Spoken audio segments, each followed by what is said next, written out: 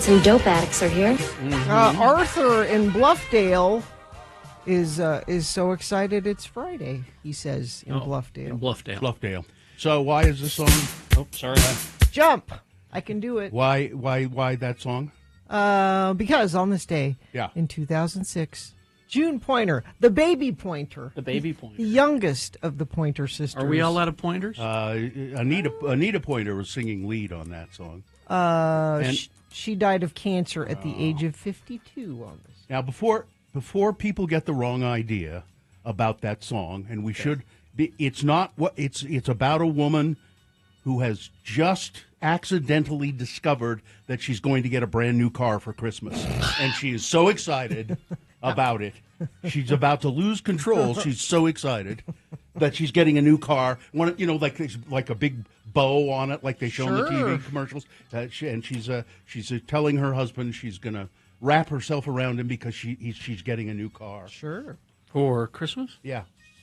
Or the birthday or something. She's getting a brand new car. It's a present. Trucktober. It's a surprise. I don't think it's at Christmas. It's a big surprise.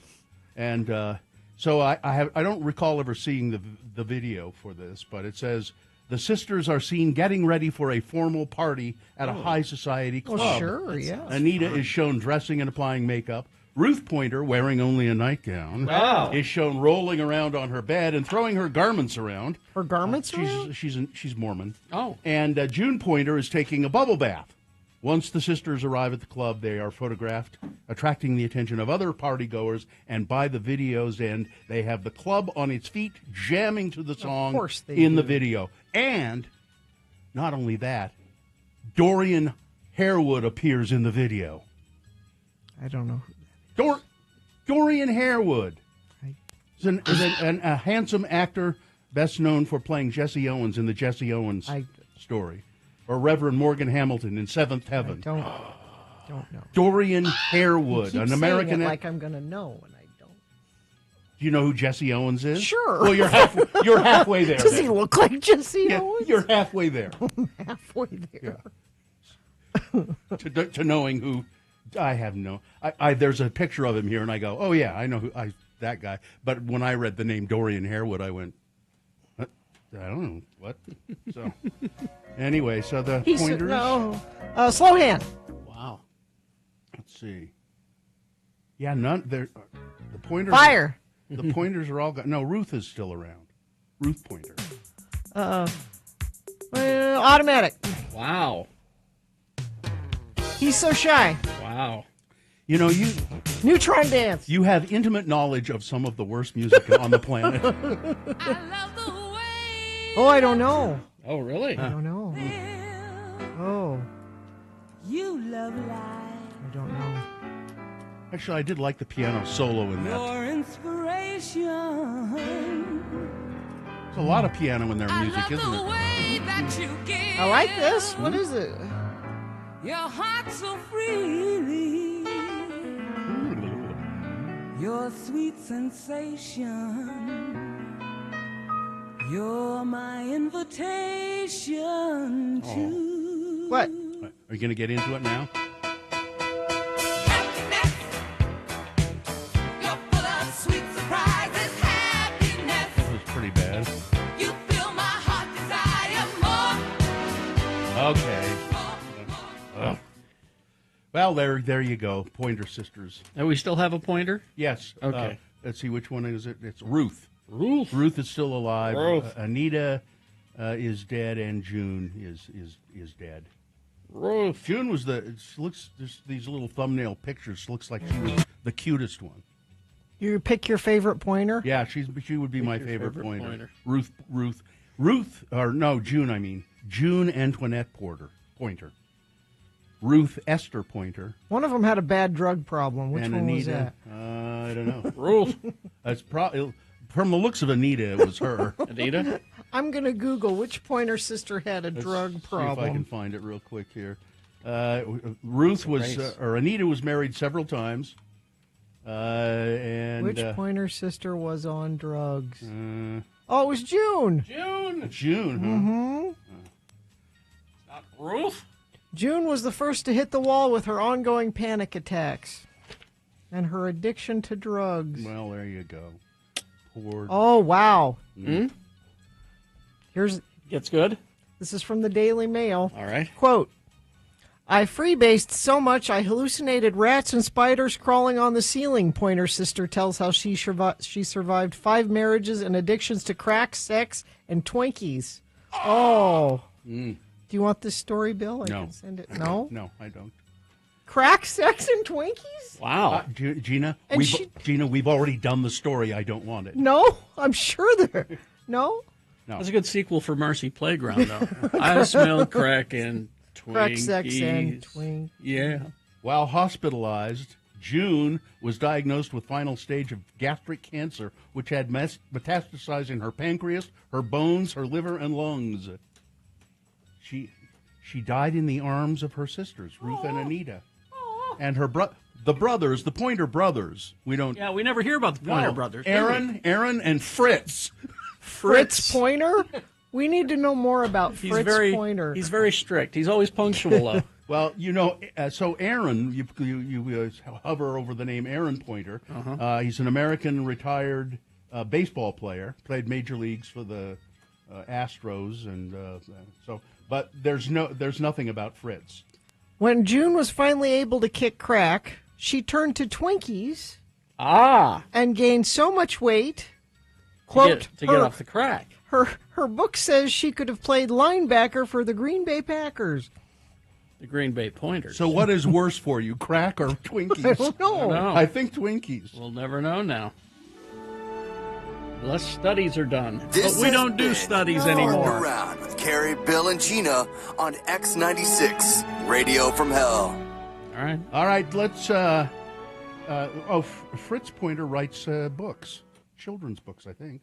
We'll take a break here, and then we'll come back and go with your check-ins. 877-602-9696. That's the number to call and check in with the Radio from Hell show. We like to hear from you in the morning. This is the last day of the week, so tell us maybe what your weekend plans are. 877-602-9696. You can, if you like, also text us, if you prefer, 33986. Zero res. If you're so excited, you've been doing the neutron dance too much in your house carpet. and your carpets and Eating Twinkies. and Eating Twinkies, you're smashing those into the car. You need to get your carpets, upholstery, air duct cleaned, all with zero res. I have had them out to my house many, many times. Why? Because I you like, eat Twinkies. You're messy. like a clean house. It's spring cleaning time. The perfect time of year to get this done, and perfect time because they have a special. Get 3 rooms cleaned for $119 plus 1 hallway for free when you mention X96. You're going to be so happy with what you get with Zero Res. They use their patented technology to keep your carpets insanely clean. They don't use detergents or harsh chemicals. That means it's safe for your kids and your pets and you, and it dries faster because they're not using all those soaps and things. If for any reason you're not satisfied within 30 days, they'll come back and make it right for you. Call them 866-0RES or go online at zerores.com to schedule your appointment today.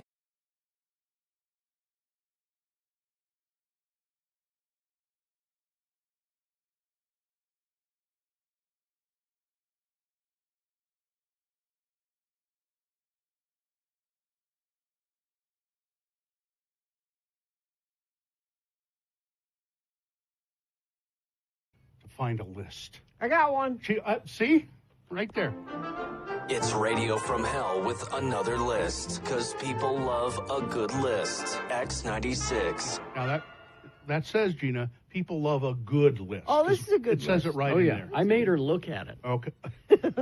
Not just read the headline. Not just read the headline and go with it. I heard you say, Gina said, which one? She said, well, you read them. What animal kills the most humans? You want me to guess? You can Animal. guess. Animal kills the most humans. Which animal kills the most I'm- humans? Dogs. Yeah, that's a good guess. Nope. Not dogs. Now, you've heard about hippos. Yes. That hippos, they're so Sure, I cute. heard You of think Yes. you think they would not be dangerous. They're not. Yes, they are. I've told you my hippo story, haven't I? And apparently this happened a lot. There was a hippo at the zoo, Hogle Zoo. I don't know if it's still the same one. But you go up and you look at him, and he turns his backside towards the crowd.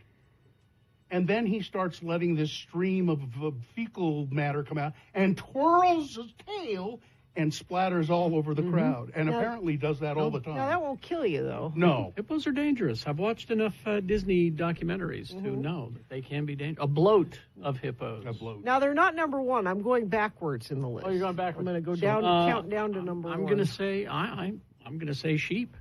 So there. Well, you have How many? I have personal experience. How many with that. on the list? 1, 2, 3, 4, 5, 6, 7. So hippos are number 7. Yeah. Next is elephants. You think elephants? They're nice. Oh no, they're all over. They can go nutty. Yeah. 500 deaths a year. Wow. 1,000 deaths a year for saltwater crocodiles.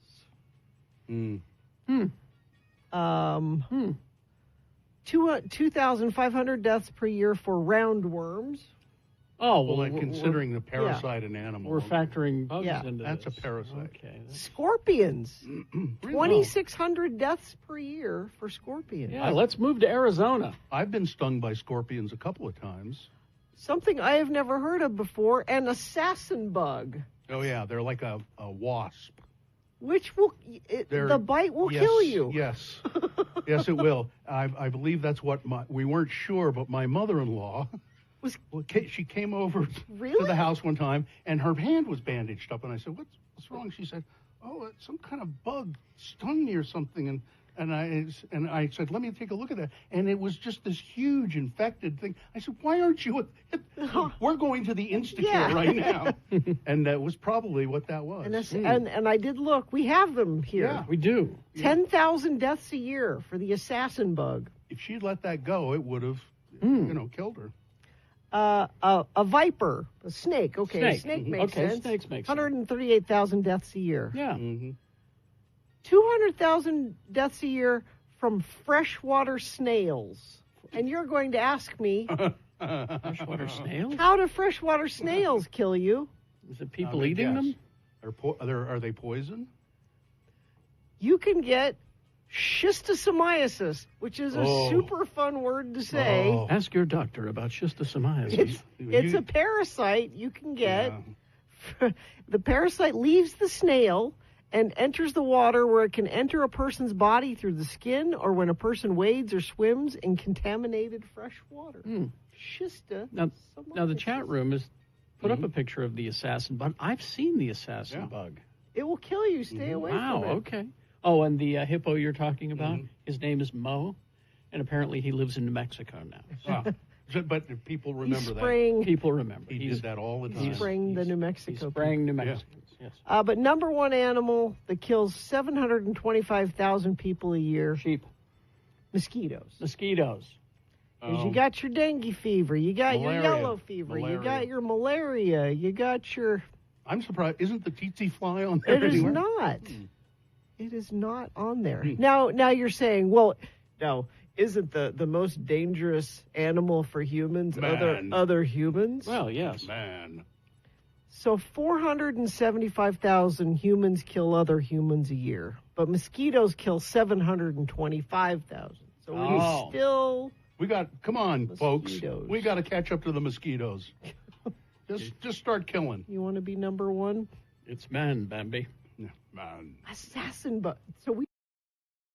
6. 621. Let's get this over with. Yeah, let's, and you can check in with us. 877-602-9696 is the number.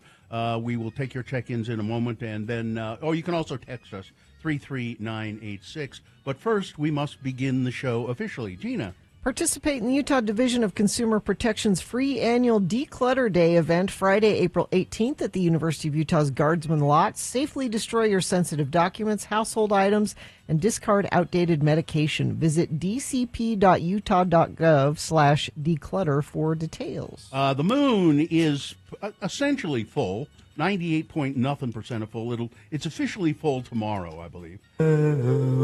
Everybody look at the moon. Everybody seeing the moon. The moon is white, is milky white. Everybody look at the moon. Oh. Yeah, I did a song. I think if you look outside, you will not see it. Probably not. I believe it's set a couple of minutes ago. Today is Friday. It's the 11th day of April in the year of our Lord Jesus Christ, 2025. It's Poet in a Cupcake Day. Pardon me? It says here, an opportunity to make your delicious cupcake decorated with lines from your favorite poets.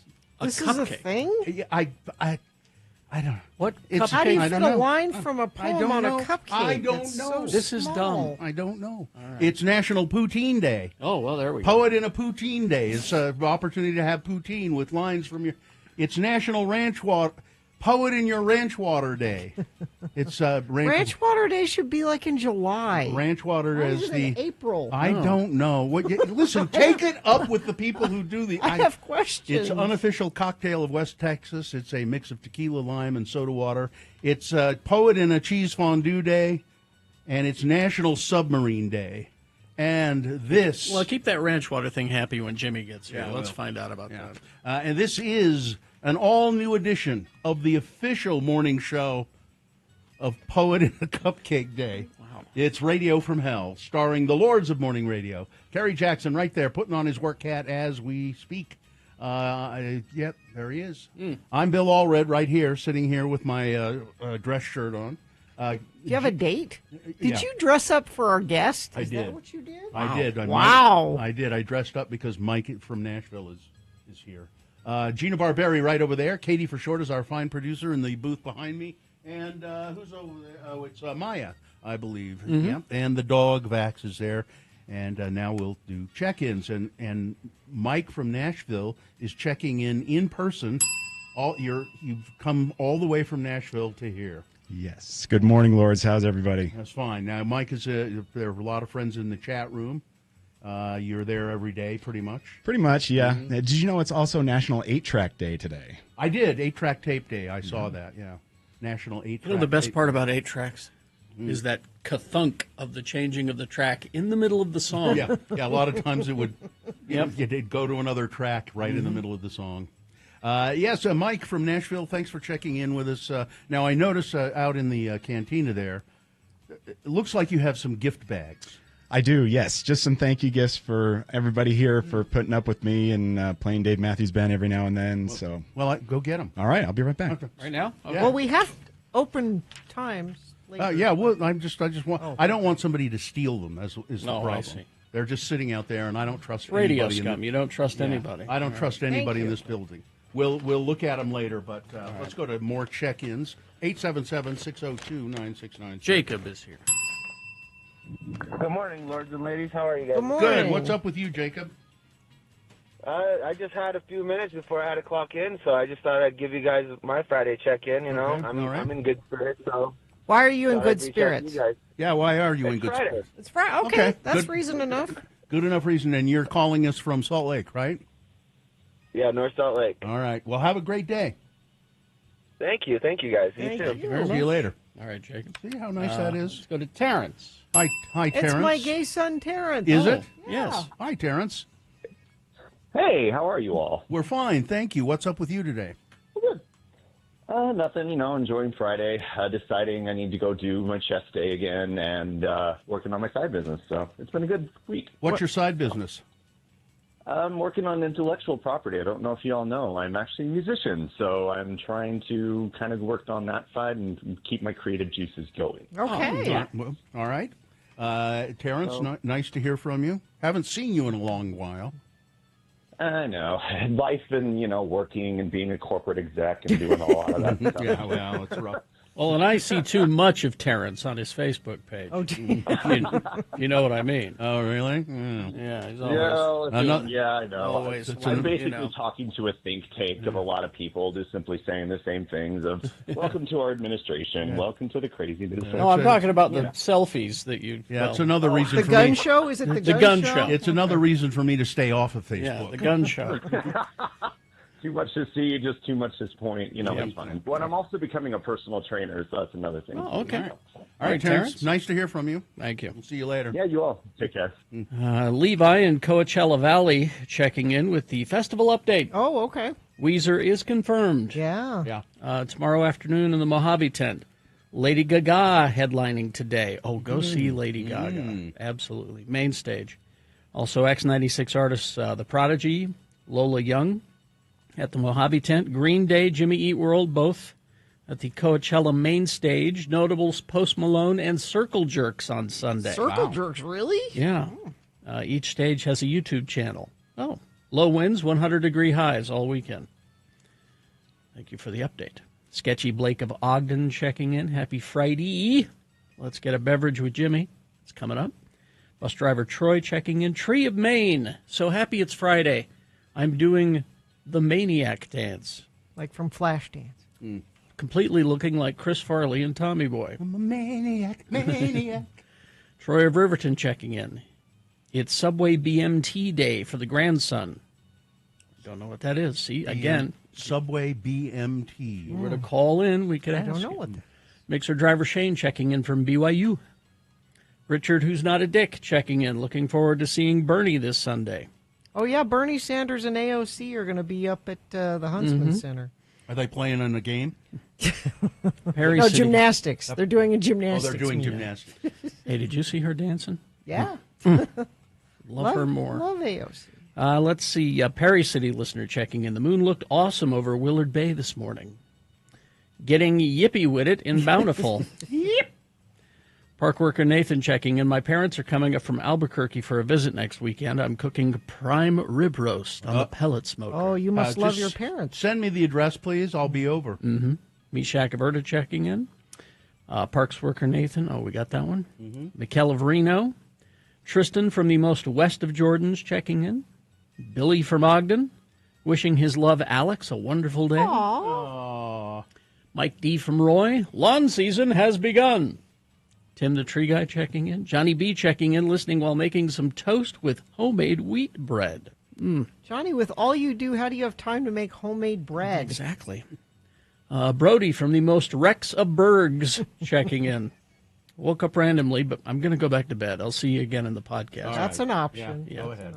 National Grilled Cheese Day, according to a text I got from Waffle Love. Okay.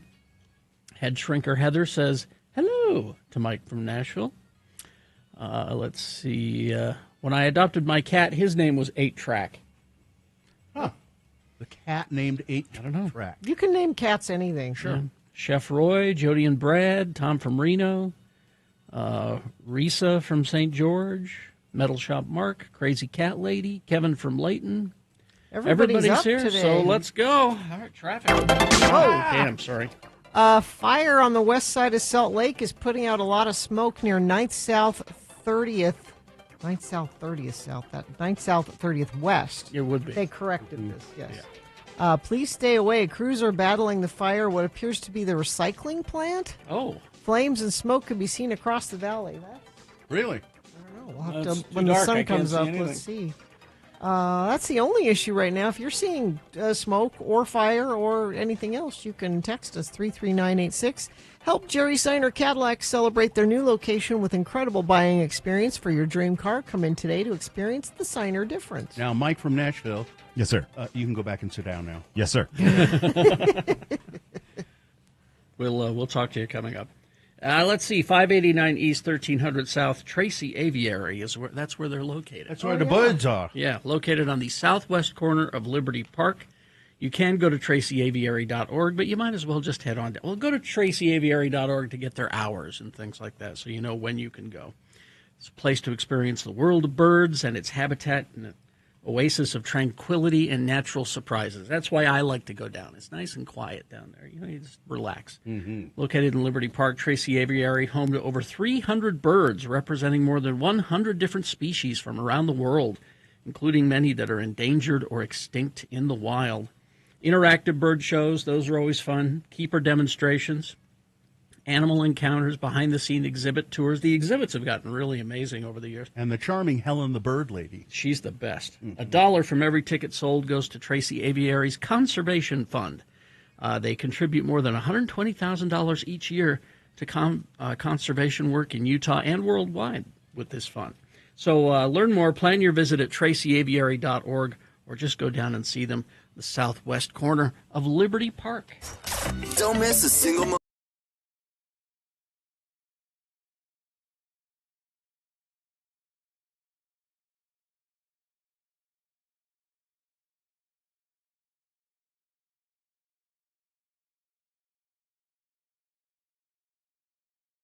really like, I think. And I'll get to that in just a second, but because it has to do with bugs.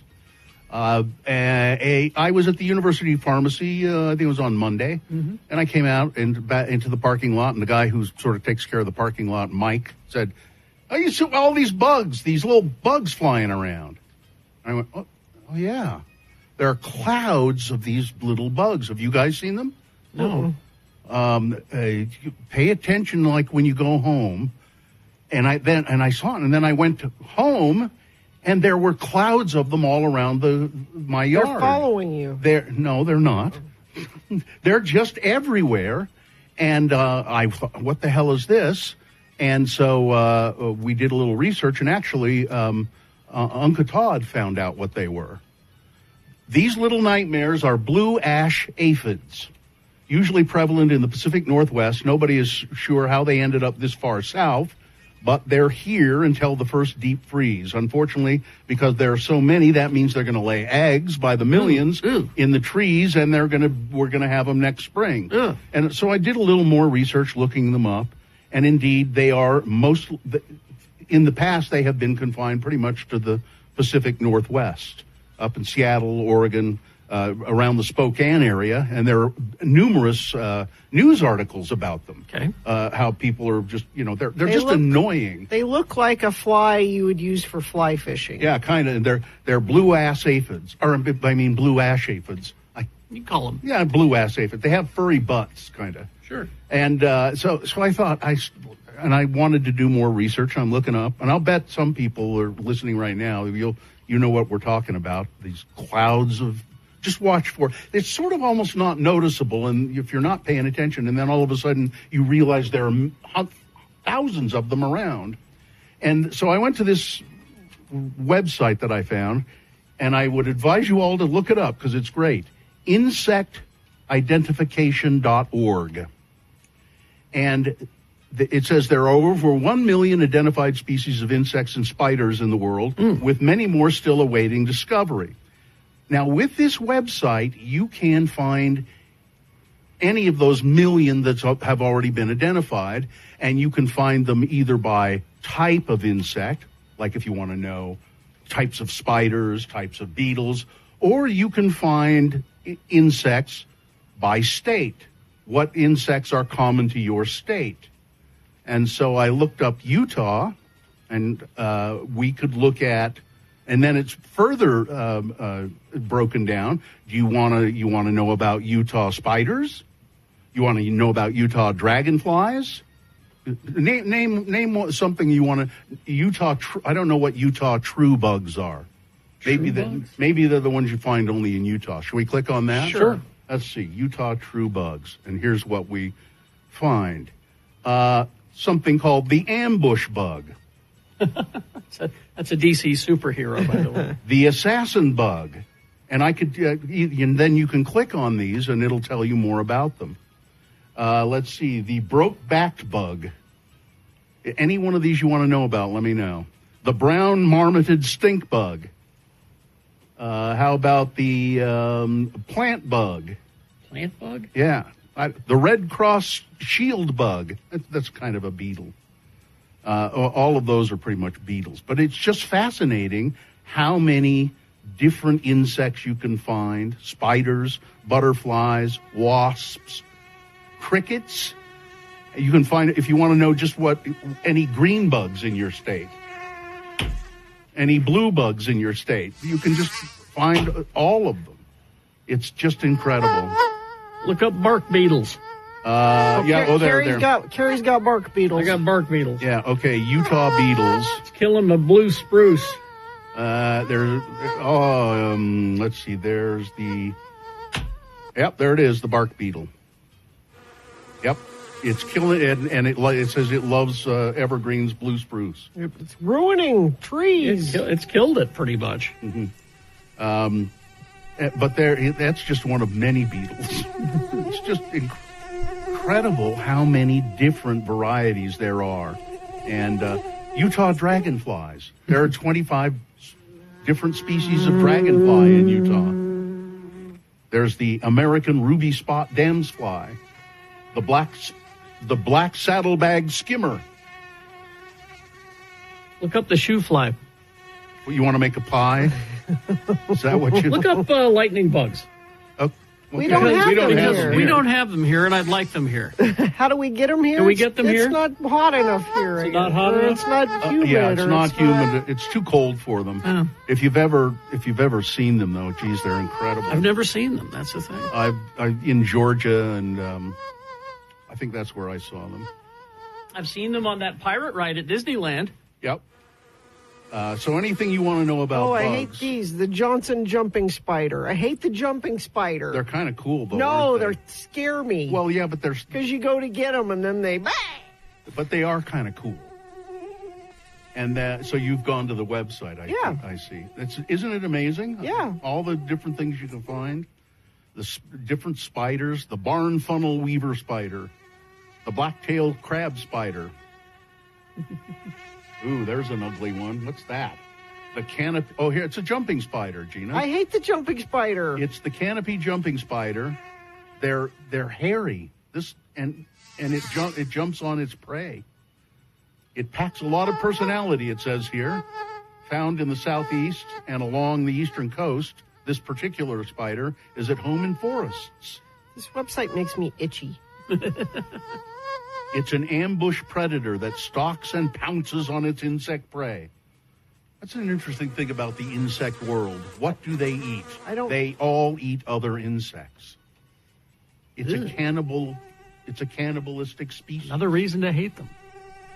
Well, I guess some insects eat plants rather than each other, right? Spiders eat each other. Yeah, they do. So anyway, if you want to know more about bugs, insectidentification.org. You can find them by state, by type, all of that.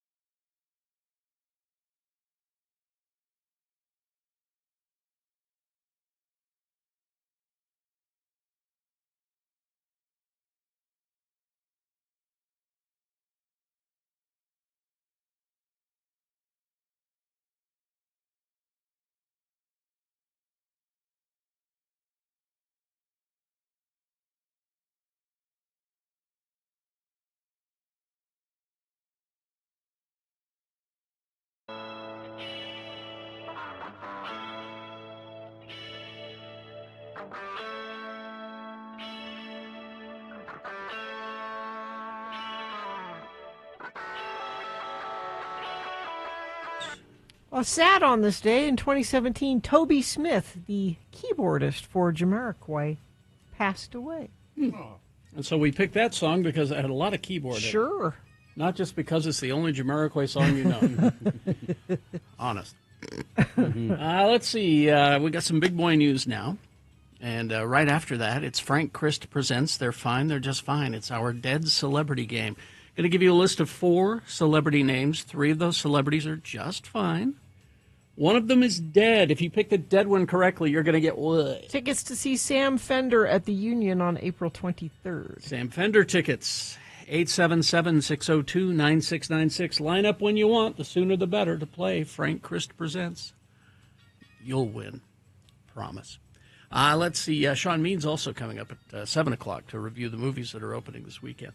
Right now, big boy news and opinioendo brought to you by... Business owners, do you owe $15,000 or more on employment taxes and don't know what to do? McClure and Stewart, your local trusted tax attorneys. Go to McClureandStewart.com today. Well, if you're wondering what's going on in the west part of, sort of, I guess it's South Salt Lake, 33rd South, 9th West, it's a huge fire. 33rd West. 9th South, 33rd West. 33rd West. Details are limited, but large flames and massive plume of smoke can be seen by traffic on I-215 and I-80. Traffic cameras in the area show firefighters taking defensive positions, battling the flames from outside. It's a Metro Recycling, apparently, an industrial building there. They're spraying water on it. It's unclear what started the fire at this point, but that's it's huge. It's just a gigantic fire. Yeah, stay away from there. There it is. Well, here's some good news, Carrie. Yes? You remember James Toback?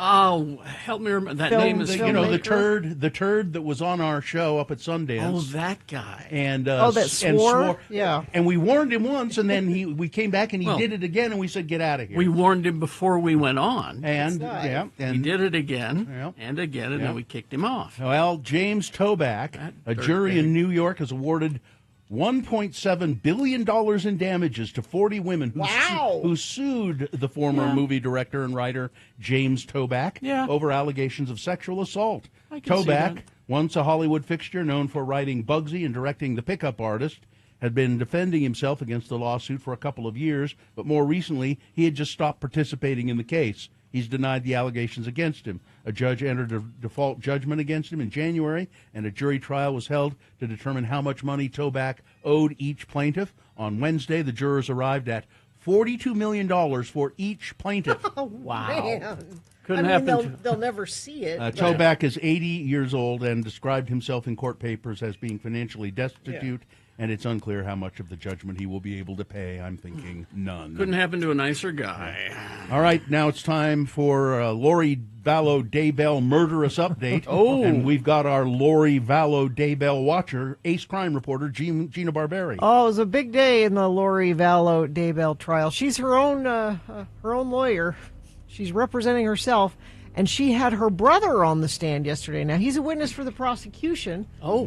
This is so convoluted. So this trial is about one of her husbands being killed by a different brother. One of her 5 husbands. Yeah.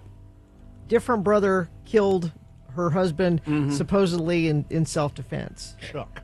Living brother, Adam Cox, told the jury on Thursday that he traveled to Arizona the day before Vallow was killed so he and Vallow could stage a surprise intervention for Lori Honest. to address what they found to be concerning religious beliefs that went beyond what was accepted by the Church of Jesus Christ of Latter-day Saints. So Lori's husband calls her not crazy brother, her other brother, and says, Lori's losing it. Will you come down here and help do an intervention? So he travels to Arizona. By the time he gets there, his other brother has shot him and killed him. Crazy. All right. Well, that was fun. 2 parents in St. George are now facing charges after police say that their 2-year-old was found outside of the home alone. Whoa. James Elroy Nielsen and Adriana Hammond arrested Wednesday on numerous charges. Officers were called to an area in St. George for a child abuse call. The caller told first responders that a 2-year-old was outside the home by himself and that it was an ongoing issue. This happened often. When officers arrived, they found the door to the unit the family lived in open. They claimed to have been called out. They claimed to have called out to the people inside, but got no response. Officers continued. They had to wake up the 2 people who were asleep. The door opened. That little kid was out in the front. It says here that they exhibited signs of drug impairment. They discovered that there was also a 6-year-old inside the home. And a Utah woman is now facing charges after officials say she led police on a chase reaching speeds of 130 miles an hour. Court documents said that she only cooperated with police after calling AAA to get her tire fixed. Ana Cabalsa Martinez arrested on Wednesday. The trooper followed the vehicle, attempted to pull it over, but the vehicle would increase in speed rather than pulling over. Troopers reported the vehicle would pull over to the right side of the road, but then take off again. A standoff continued between Highway Patrol and Martinez for 40 minutes until officials say, and I don't get this, until officials say she called AAA to get somebody to fix her tire. AAA officials then gave Martinez's phone number to the troopers, who were able to get the driver to leave the vehicle. Oh. Martinez now faces charges for reckless driving. And a stolen truck in Salt Lake has slammed into multiple vehicles, and the stolen truck crashed into vehicles that were driven by agents with the Utah State Bureau of Investigation. No one was seriously injured in the incident, but the agents were made aware of a stolen vehicle downtown. The truck was located. After attempting to block the truck, the suspect drove forward and started smashing into the officers' vehicles. You can see it there at x96.com/live. Well, Donald Trump has signed executive orders targeting 2 former aides who criticized him. Oh, an enemies list. Escalating his retribution campaign, the president directed the Justice Department to investigate Miles Taylor, a former Homeland Security official, and Christopher Krebs, a top cyber security official.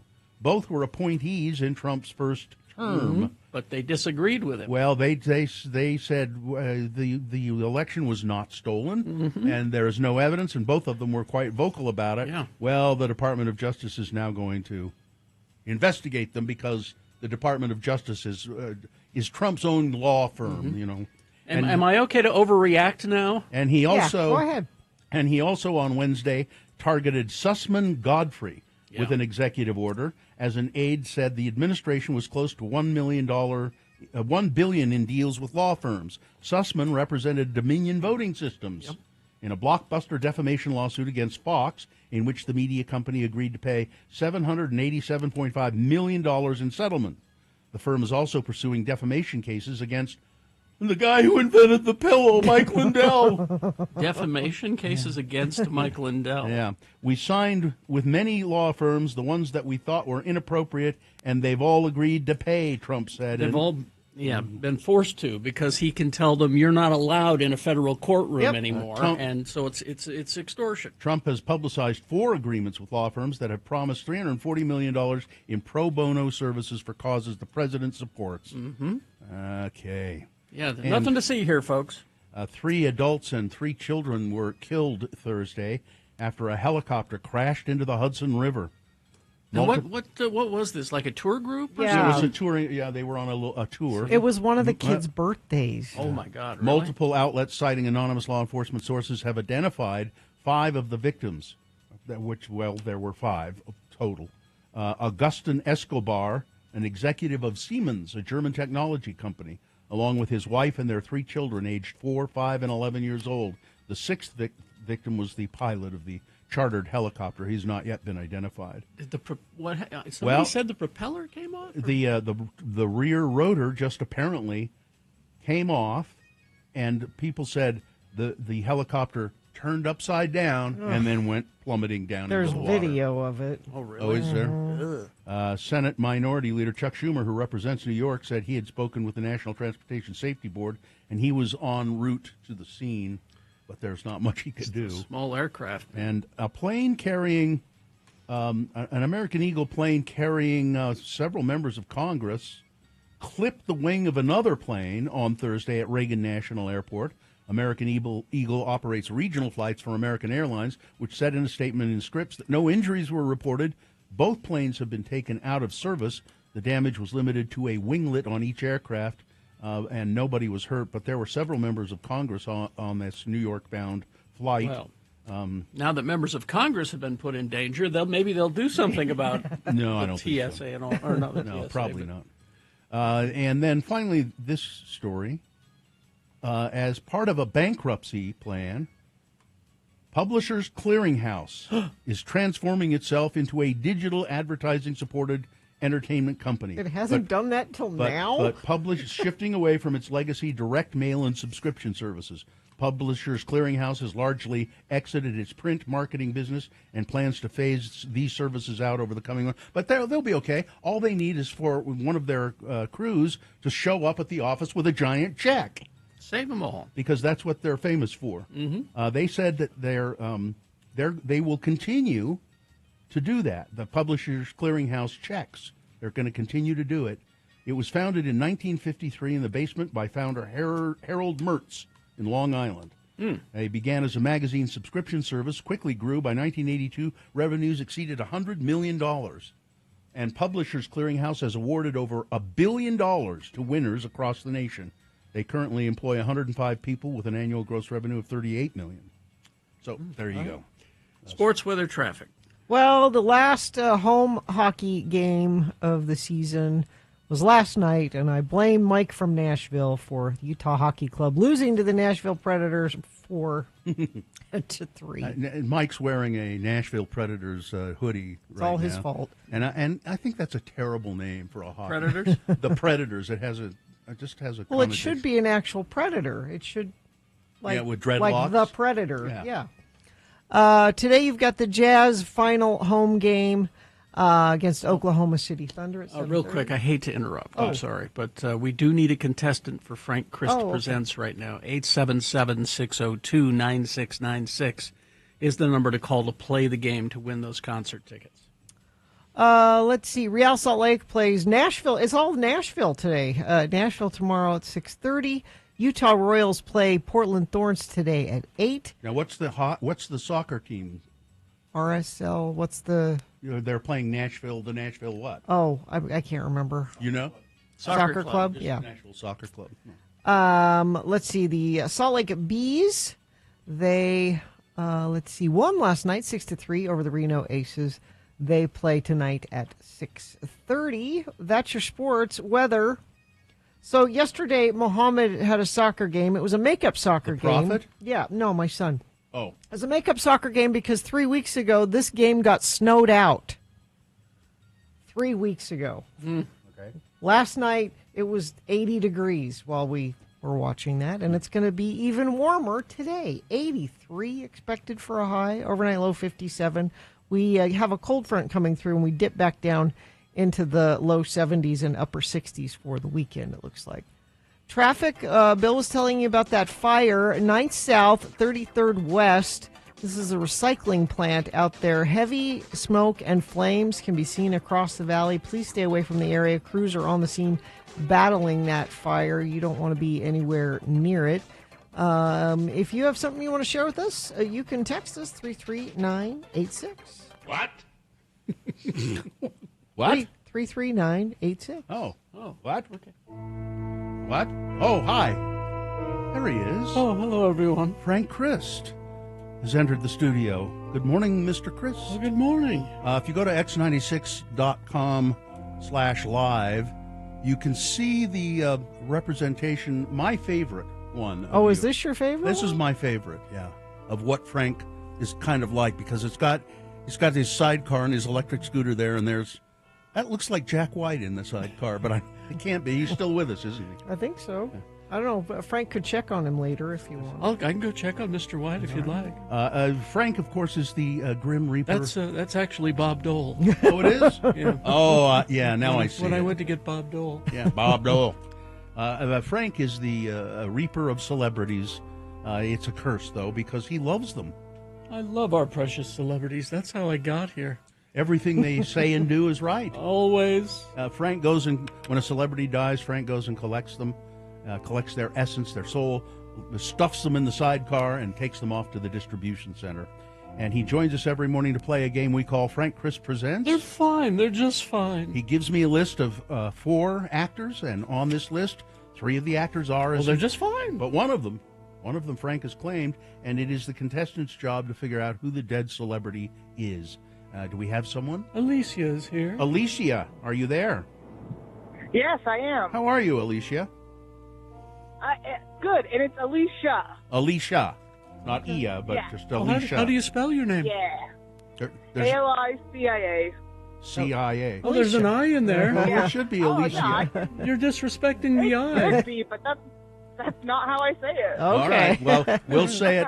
I think it should just be AHLE. What? LEASH. My grandma wants to Leash. spell it that way too. Yeah. Now, Alicia, are you okay today? Yeah, I'm fine, just fine. Good. Frank has given me a list of actors in submarine movies because it's National Submarine Day. And you select the dead celebrity and you'll win, what is it again? Tickets to see Sam Fender at the Union on April 23rd. All right, Elisa, are you ready to go? Yes, I am. All right, actor number 1, Bruce Greenwood. You know, he was Captain Christopher Pike in the Star Trek reboot series. Other movies include Gerald's Game, Double Jeopardy, I, Robot, National Treasure, Book of Secrets, and on TV he was a regular on St. Elsewhere. His submarine movie was called Below. Number 1, Bruce Greenwood. Number 2, Caroline Munro, known for her many appearances in horror and science fiction and action films, movies like Dracula AD, Captain Kronos, Vampire Hunter, The Golden Voyage of Sinbad, and At the Earth's Core. Her submarine movie, The Spy Who Loved Me, James Bond investigating the disappearance of submarines. Number 2, Caroline Munro. Number 3 is Richard Jordan. His many films included Logan's Run, Les Miserables, Old Boyfriends, Raise the Titanic, The Friends of Eddie Coyle, The Yakuza, Interiors, The Bunker, and Dune. His submarine movie, The Hunt for Red October. Richard Jordan, number 3. And finally, George Zunza, known for his varied work in film and on TV, including The Deer Hunter, Skokie, No Way Out, The Beast, Impulse, White Hunter, Blackheart, The Butcher's Wife, and Basic Instinct. His submarine movie, Crimson Tide. George Zunza. All right, which one of those actors is dead, Alicia? Alicia. Thanks. Number 4? George Zunza? No, he's fine. He's just fine. He's 79, but he's okay. But we'll give you another opportunity. Listen very carefully. Is it Bruce Greenwood, Carolyn Monroe, or Richard Jordan? Richard Jordan. You got it, Alicia. Richard Jordan. He died in 1993 at the age of 56. Too soon. The name might not ring a bell, but if you saw him, you'd go, "Oh yeah, that guy." Yeah, he was kind of a handsome actor. Alicia, you're going to go see Sam Fender. How about that? That's cool. Thank you. You're welcome. Hang on. Well, Katie will tell you what to do next. All right. Well, I have to go check on Joel Gray. Oh, yeah. He's pretty... 93 today. He seemed pretty spry on that the series The Old Man. Yeah, he was pretty spry. 93 today. Well, he insists I call him Joel, though. I don't know why. I can't figure... Goodbye, everybody. Goodbye. Bye, Frank. Goodbye, Frank. The smoke at the recycling plant fires turned from black to white. That means Sally fire crews are doing a good job fighting the flames, but this is a big fire. I South. thought that meant we had a new pope. No. Night South, 33rd West. Stay away from that area. New garbage pope. Yeah. New garbage. That's my sign-off today. We have a new garbage pope. Whatever you're seeing, you can text us and let us know. Somebody said, let's see, smoke blowing right to the airport. So you're out there seeing what's happening. Keep an eye on it for us and text us what you're seeing, 33986. Join Bill Allred broadcasting live. That's me. Ivory Homes Fairhaven community this Saturday, 11 a.m. to 1 p.m. Says you're going to have some of the new Radio from Hell mugs. And some there. lagoon passes, and that's in West Haven. Ah, okay. KXRK Provo. Sean Means is next after these messages with all the movies that are opening this weekend. He's seen them. He'll tell you about them coming up. Are you ready to...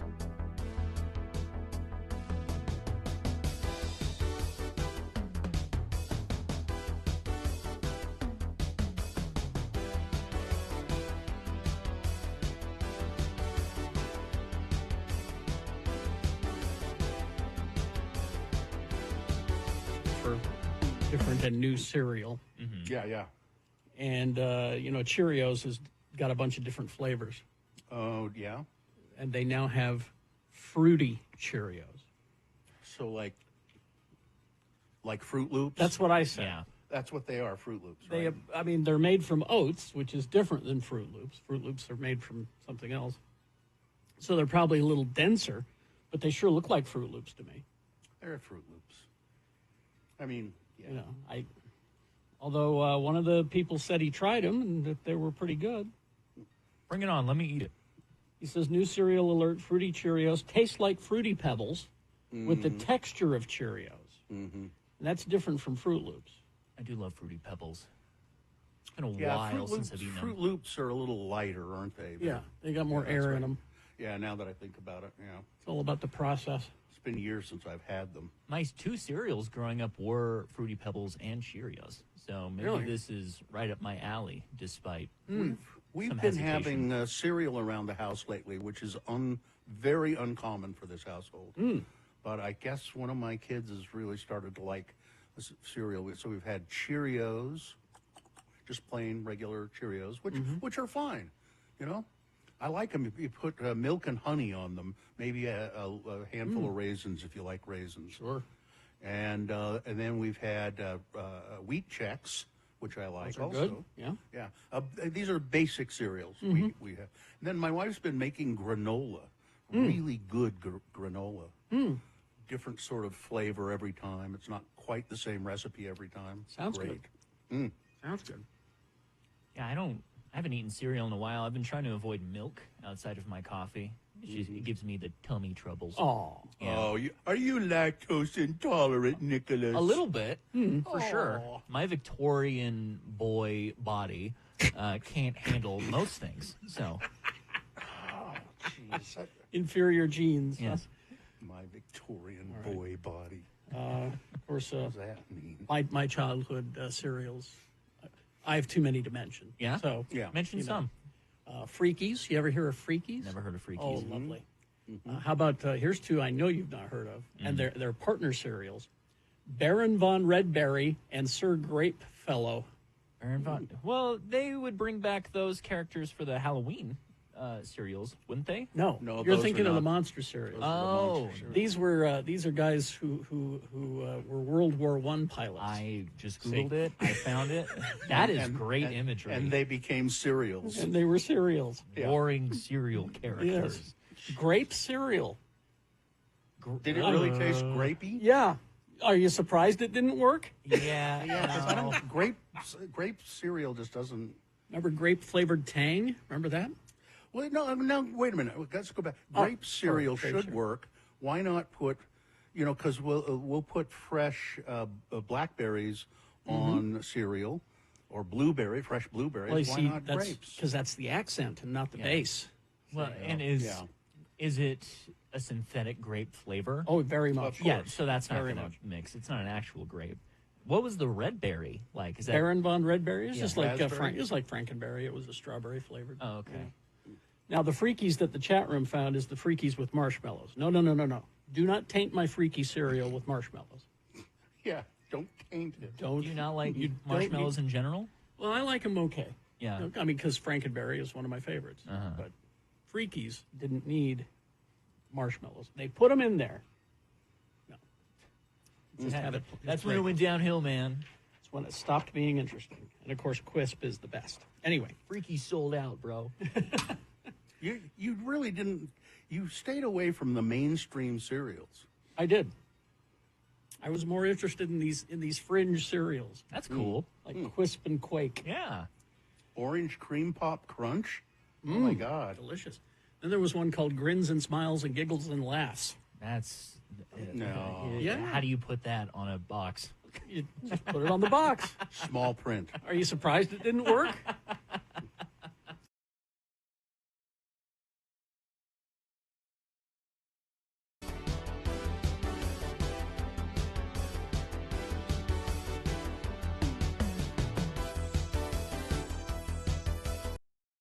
Ralph in Cottonwood, who said, "There's lots of movies. Let's get to it in Cottonwood." Cottonwood. Huh? Is this sponsored? Tracy Aviary from Bird Shows, Roaming Encounters to Nature Play and Keeper Talks. There's always more to see when you visit Tracy Aviary. Learn more at tracyaviary.org. All right, there are 6 movies here on this list. Wow. Sean Patrick Means is here. He is an editor and reporter for the Salt Lake Tribune, sltrib.com. He's a movie reviewer. You can find his movie reviews at moviecricket.net. Good morning, Sean. Let's Good get morning. to it. All right, we got 3 art house movies to start with. We will start with 1-to-1, John and Yoko. Oh, okay. This is a documentary about John Lennon and Yoko Ono, 1972, when they had just left London for New York. They had a tiny apartment in Greenwich Village with a big bed and a TV at the end. Mm-hmm. And they watched a lot of TV, and they got a view of what America was like at the end of Richard Nixon's first term with the Vietnam War still going. The movie features footage from the only full-length concert John Lennon gave after the Beatles broke up. Oh. 1972. It also shows how John and Yoko were trying to figure out, in front of the world, how to use their fame to promote the things they thought were important. And there's some fits and starts. They get involved with some people they probably shouldn't get involved with. It's fascinating, especially if you like John Lennon's music, and it also helps to sort of correct some of the stereotypes about Yoko. Oh, really? Can we That's give good. Yoko her flowers finally, please? Yeah. Finally, yes. Yes. 3.5 stars for 1-to-1, and Oh, it's over at the Broadway. Sounds good. Warfare. Now, what is this? This is a drama that's based on the real experience of Navy SEALs in combat in Iraq in 2006. Okay. The directors are Ray Mendoza, who is an Iraq War veteran, and Alex Garland, Oh, yeah. who did Civil War Yeah. and Ex Machina. Mendoza was Garland's military consultant on Civil War. So this is based on his memories of what he went through in Iraq. You're with a Navy SEAL team observation spot that has come under fire. One of the SEALs gets wounded. They call in for armored transport to get out of there. Things go haywire, and it's about how the unit is trying to keep it all together through injuries and live fire outside.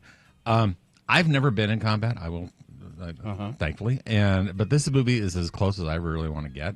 Oh, really? It feels. Is it like Saving Private Ryan kind or Black of Hawk Down? That level of authenticity and reality to it. Oh, Yeah. okay. 3.5, and a lot of actors. Some of them you recognize. Will Poulter's there. Will Poulter's in there. Joseph Quinn, Charles Melton, and others you might not recognize so easily. But the point is that there's not a lot of like differentiation. There's not a lot of the you got the kid from Brooklyn and the farm boy, that kind of like in an old war movie.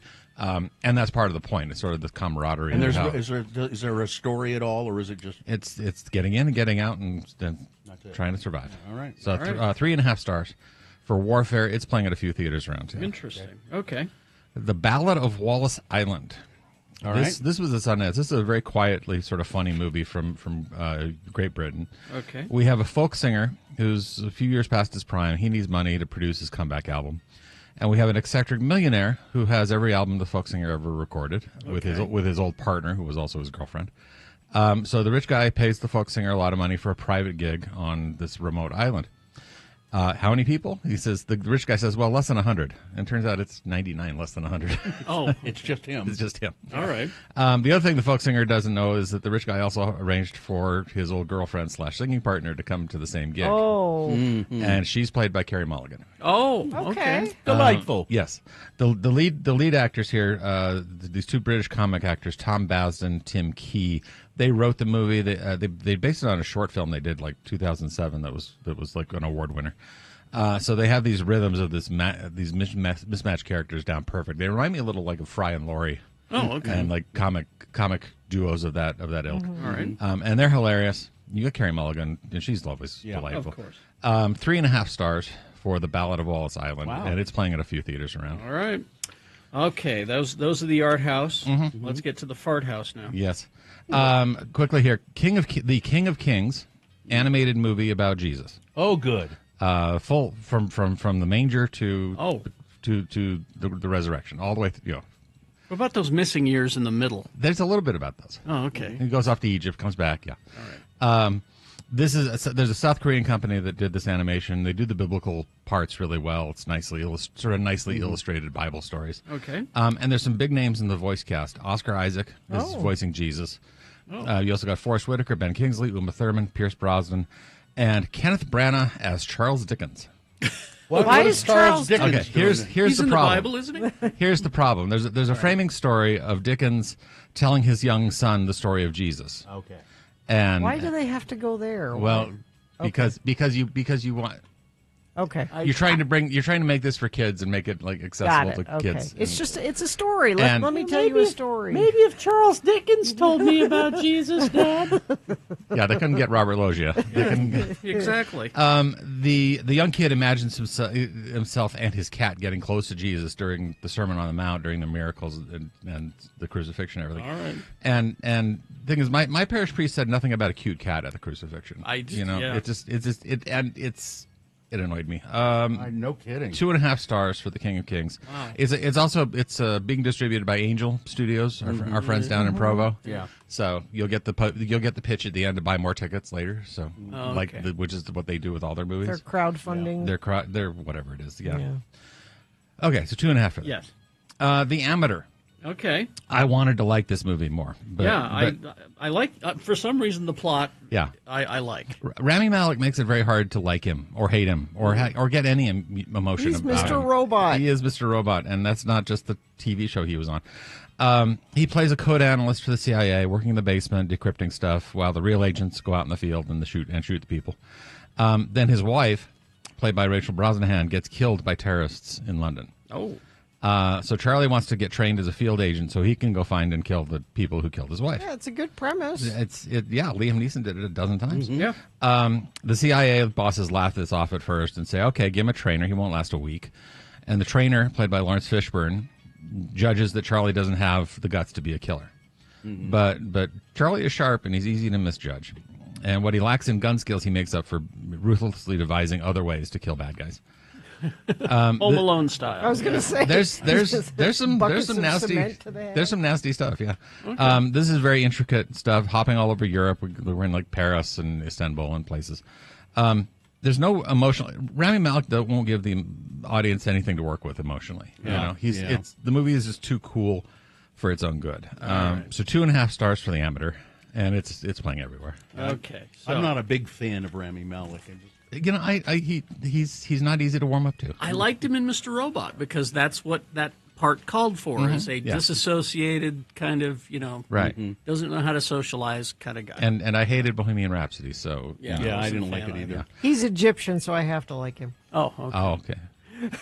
All right, so that's what you signed. That's what you signed up for, right? Yep. Yes. So the last one is Drop. Last one, Drop. This is a different kind of thriller. We have Megan Fahey, who you might remember from season 2 of The White Lotus. Single mom who's a therapist. She treats women who have been through domestic violence like she was before her husband died 4 years ago, and that's a subplot. So she's going on her first date with a guy in years. Nice rooftop restaurant in Chicago. The guy's good looking. He's really nice. Played by Brendan Sklenar. Oh, he is good looking. He was in that Blake Lively movie. He's the one who's not Justin Baldoni. And he's in 1923. Oh, okay. All right. Yellowstone. Yeah. Okay. Yeah. He's easy on the eyes. Seems to be going okay. Dave seems nice, except that her phone keeps buzzing. Somebody's sending her drops of random stuff. And at first it's annoying. Then it gets threatening because whoever's doing it reveals that he's got a gunman at her house, ready to kill her son and her sister, who's babysitting. So she scans the restaurant to see if she can figure out who's sending these messages, because it's got to be somebody close, somebody within the restaurant. So you got this nice sort of claustrophobia of everything is happening within the restaurant. And then we find out what the mystery text person wants, which is they want her to kill her date. Oh, yeah. This is a cool premise. This is a very cool premise. This is directed by Christopher Landon. He did Happy Death Day. He did Freaky. He is really good at making thrillers whose premise you can write down on a cocktail napkin. You know. Yeah, because what you just described there, I want to see that. Yeah, that sounds exactly. It goes pretty well. It's good paranoid vibe in that tight space, and Megan Fahey is really good here. She's you want to see how it all turns out because of her. She really carries it. It does kind of go off the rails in the last 15 minutes, but by then you're like you're in. You're in. Yeah. Where else are you going to go? Yeah. Exactly. 3 stars for Drop, and yeah, it's playing everywhere. Oh, it's not. Nothing's going to knock Minecraft off the top, though. No, Yeah. nothing. All right, Sean Means. Next week we got what do we got here? Sinners and The Wedding Banquet. All right. Very interested in Sinners. I'm very interested in The Wedding Banquet. sltrib.com, moviecricket.net. Thanks, Sean. Thank you, Sean. So crews are still battling that fire, 9th South, 33rd West at the recycling plant, so stay away from that area. It looks like they are getting it under control, hopefully. Main Street, 4th North and Spanish Fork closed both directions due to another... What's with the fires, folks? A house fire there. Use an alternate route to avoid that area. And whatever else you are seeing, you can... Let's see. You can text us 33986 if there's anything out there.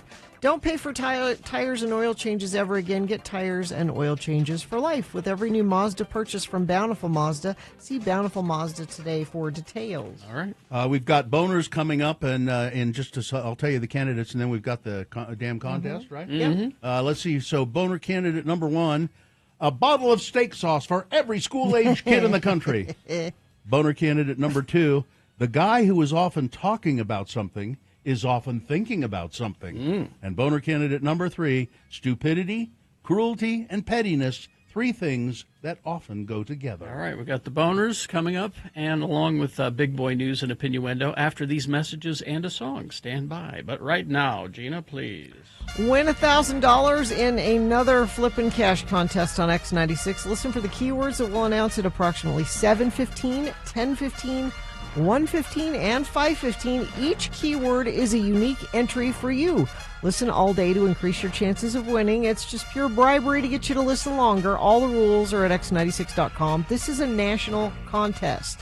I'm going to give you a keyword, and it's a different text number than you use for other things here. 508-777-1000. That's 508-777-1000. Text the word FLY. Fly, F-L-Y, fly, to 508-777-1000 for a chance at $1,000 cash in this nationwide contest.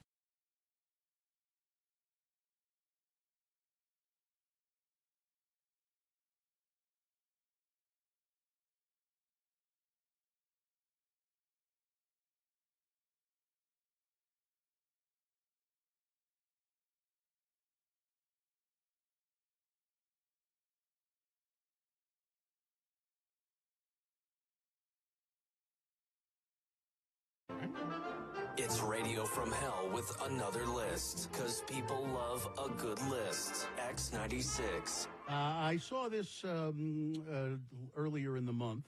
11 gaslighting phrases that parents use to belittle their adult children's emotions. Why would you want to do that? Well, I don't know, Gina. Listen to this and see if you've ever heard any of these being said to you. Okay. Okay? Number one, when are you going to settle down? If you're a parent recognizing that you might have used this phrase in passing, even with good intentions with an adult child, consider removing it from your conversation. It feels belittling to an adult child who is capable of making their own decision about settling down or not settling down. That's true. It can feel dismissive. Number two, you don't know what you're talking about. I may have said that one. This one, I think you're overreacting. Oh, yeah, you don't want to say it to anybody. Yeah. You don't want to say that to anybody. Yeah. You what? I don't typically overreact, so I haven't had that. So you haven't had that one? But how many times have you said it to one of your kids? Never. Never? No. They never overreact? No. That's, it's such well-behaved. They such, are, Such truly. great behavior. I find it hard to believe. We had a dinner discussion last night with Muhammad about the pros and cons of modern art versus, classical art, and that's what we talked about at dinner. We don't. Gee, can I come over? We don't do that. How about this one? You're right. I am a horrible parent. Is that when you're the worst dad in the world? Yeah. Is that when you get that one? Yep. When a parent refuses to take accountability for their actions and mistakes, they not only spark resentment with their kids, but they encourage them to stop speaking altogether. This is a good one. I think maybe I've said this. You're not making any sense. You know that, don't you? You're talking, but you're not making any sense. You're not listening then. It's being dismissive of concerns and invalidating your children's opinion. Yeah. Number 6. No, it didn't happen like that. Well, often we remember things differently. It didn't happen like that. That's not what happened. No, this is a good one. Let's not ruin the day. Oh, I've heard that one. Yeah, I've said that. Let's not ruin the day. Because who wants to ruin the day? How about, you should really be more like No. so-and-so, your brother, or you should really be more like That's Uncle terrible. Tom. It's a horrible thing to say. Don't say that. Here's one. I told you so. Well, did I? Well, yeah. Sometimes Didn't I tell you? Sometimes that's I appropriate. told you so. Didn't I warn you about that? Number 10. It was harder for me at your age. Ooh. That's not nice. That's really mean. I'd say a lot of things are harder now for kids than when we were young. Oh, I don't know. And how about, this is the last one. You'll understand when you get a little bit older. I mean, that's true. But that is true. I've said that. Yeah, but this is, you're talking to consider this as an adult child. Oh, well. This is an adult. Oh, okay. So rather than suggesting your adult child is incapable of handling and managing their struggles now, find ways to support them and listen to them. Yeah. Rather than, that's kind of dismissive. Oh, listen, you'll understand when you're older.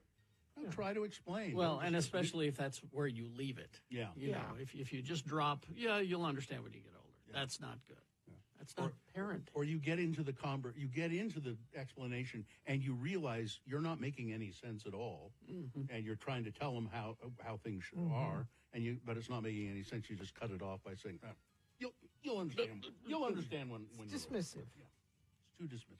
So there you go. That's the gaslighting list.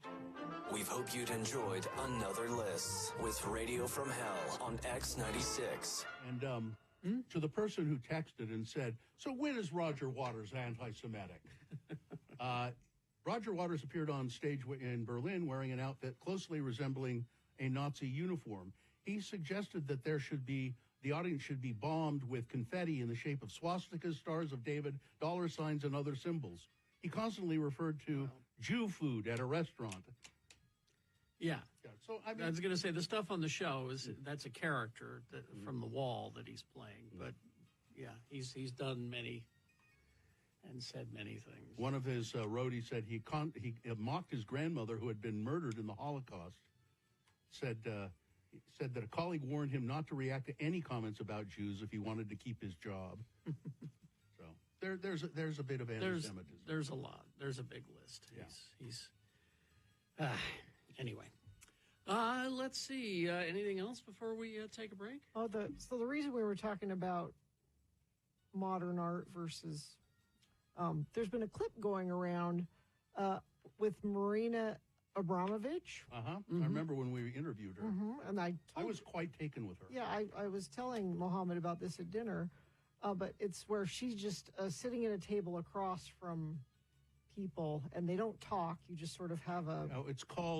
She did it several years ago at the Museum of Modern Art in New York, and she would sit there for hours, never talk, and people would line up, and you had a certain amount of time. And I think it was called Being with Marina Abramovich or something. And she would just sit there and look at you, and you would look at her. But there's been a clip going around of one of her old lovers surprised her. And think about how weird that would be. Just somebody, and you couldn't talk, and you were just. Anyway, Muhammad was. How is this art? How is this art? I see. Yeah. Okay. But it was an interesting conversation about what is art. My friend Scott Geary, who is an artist, and his brother's an artist, and his son is an artist. His son is one of those original members of Meow Wolf, who started those. They're all over the place now, Vegas. But Scott, my friend Scott, always said, art is what the artist says it is. If the artist says it's art, it's art. Yeah. And that's hard to swallow sometimes. I said, so you mean like if I stick a Band-Aid on a piece of paper and hang it on the wall, say that's art? He said, yeah, that's art. Yeah. It may not be good art, but it's art. Yeah, that was our dinner conversation. It was nice. Yeah. Oh, there we go. Yeah.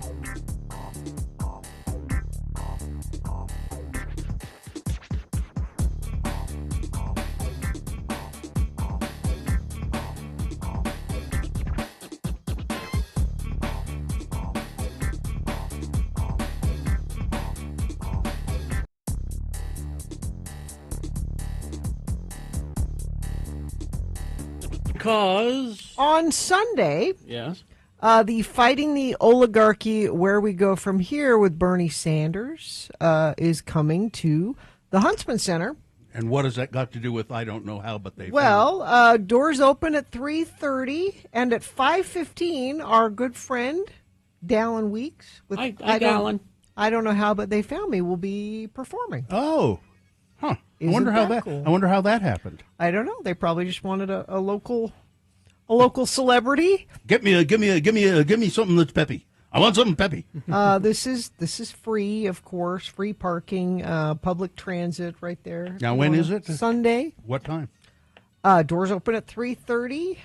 Dallin will be playing at 5:15, and then the speaking program starts at 6. Do you know if you need tickets, or do you just? You can RSVP. I'm on the Bernie Sanders website, but I bet you can just show up. I heard that Dallin Weeks. He's a really good guy. I don't know how, but they found me. They need some onesies, or I don't know how, but they found me. All right. Time now for Boner of the Day. These will be 3 news stories. They are examples of bad, stupid, or funny human, behavior. Sort of human. Yeah, sort of human. Yeah. Semi-human behavior. You will decide with your vote of these 3 candidates which one is the worst, which one deserves to be Boner of the Day for today, April 11, 2025. We'll give you 2 candidates now, a third after the news, and once you've heard all 3, you will vote, and one of you lucky random Boner voters will receive. Can't buy it, got to win it. Radio from Hell Boner T-shirt. Boner candidate number 1, a bottle of steak sauce for every school-age kid in the country. Linda McMahon, Trump's education secretary. Yes. Repeatedly referred to artificial intelligence as A1, like the popular steak sauce, A1, instead of AI during a panel on artificial intelligence in education. Quote, I wish I could remember the source, but there's a school system that's going to start making sure that first graders or even pre-Ks have A1 every year, starting I fully support this. that far down in the grades, she said.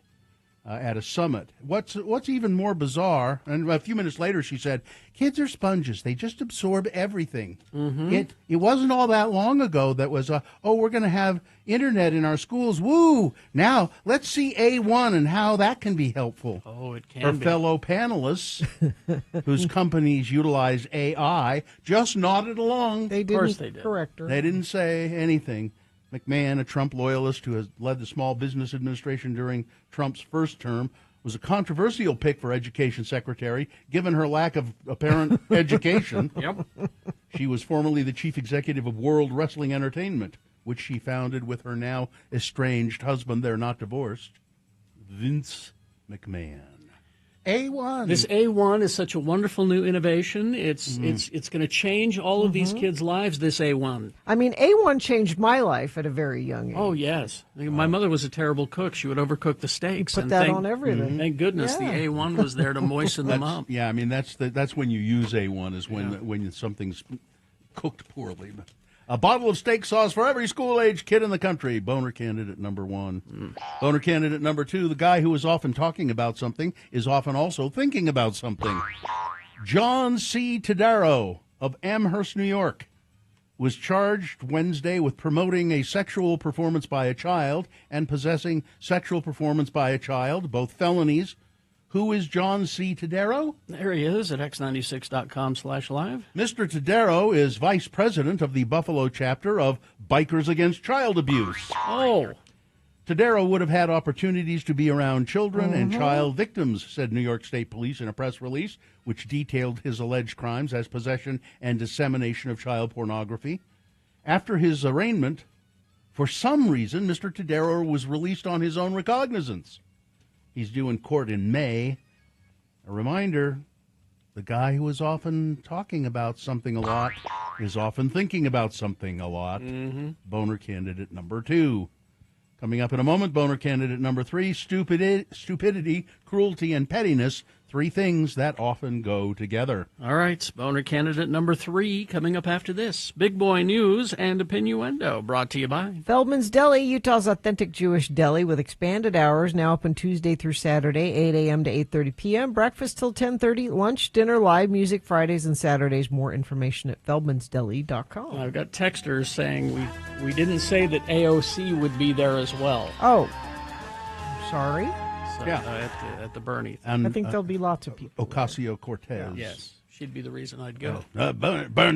She's a lovely woman, but I'm going to speak most. I'll be talking more than anybody.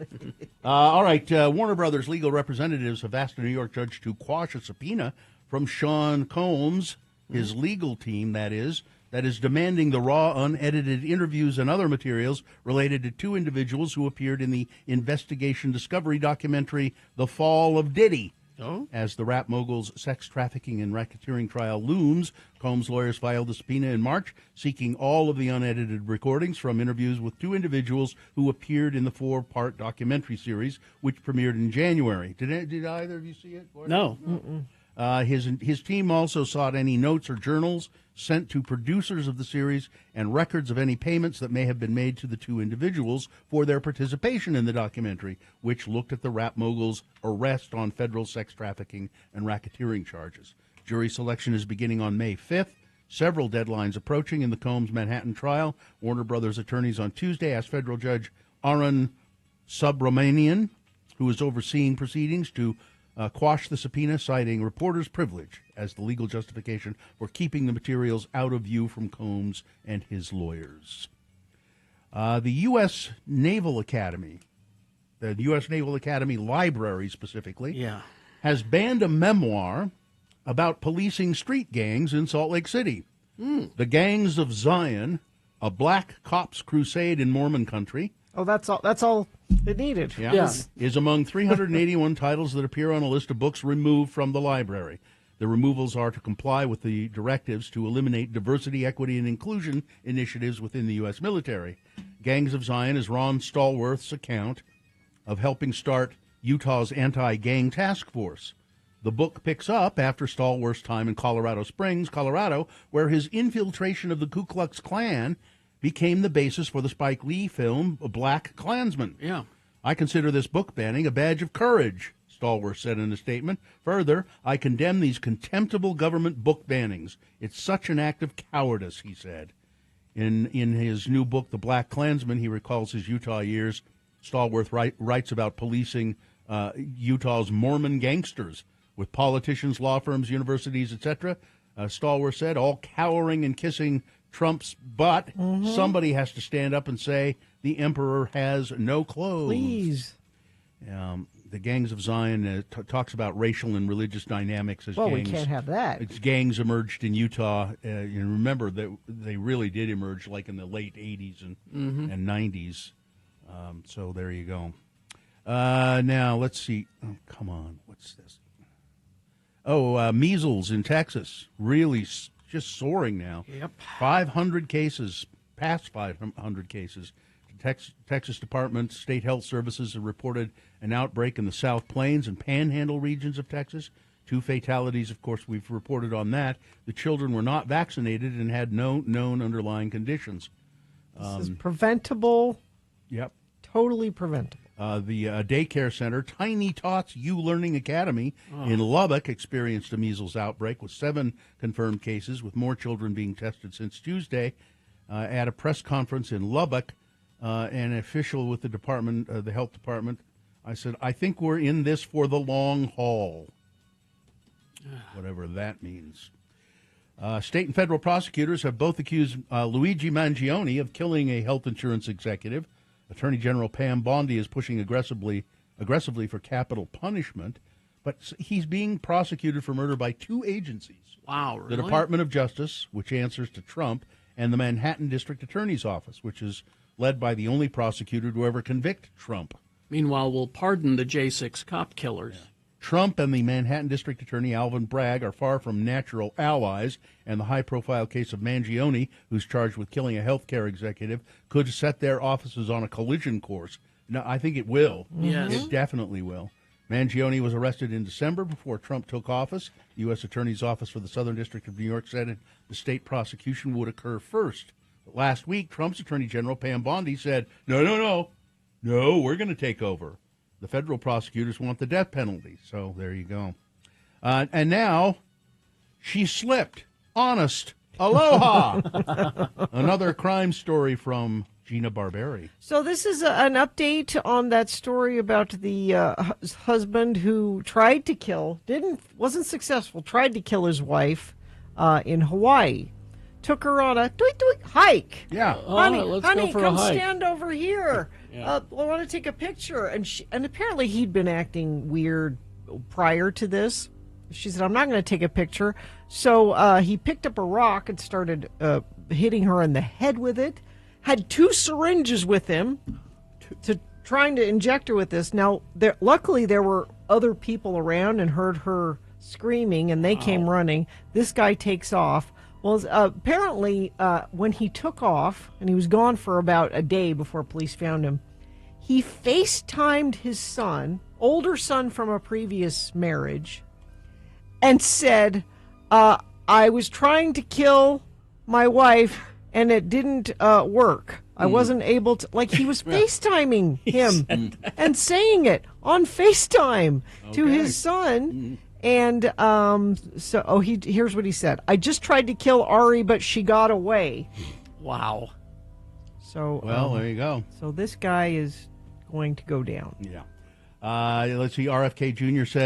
said during a cabinet meeting yesterday that the United States will know the cause of what he called the autism epidemic by the end of September. Do you know that's not how science works? Yeah. Okay, let's say he's sincere in wanting to investigate this. Yeah.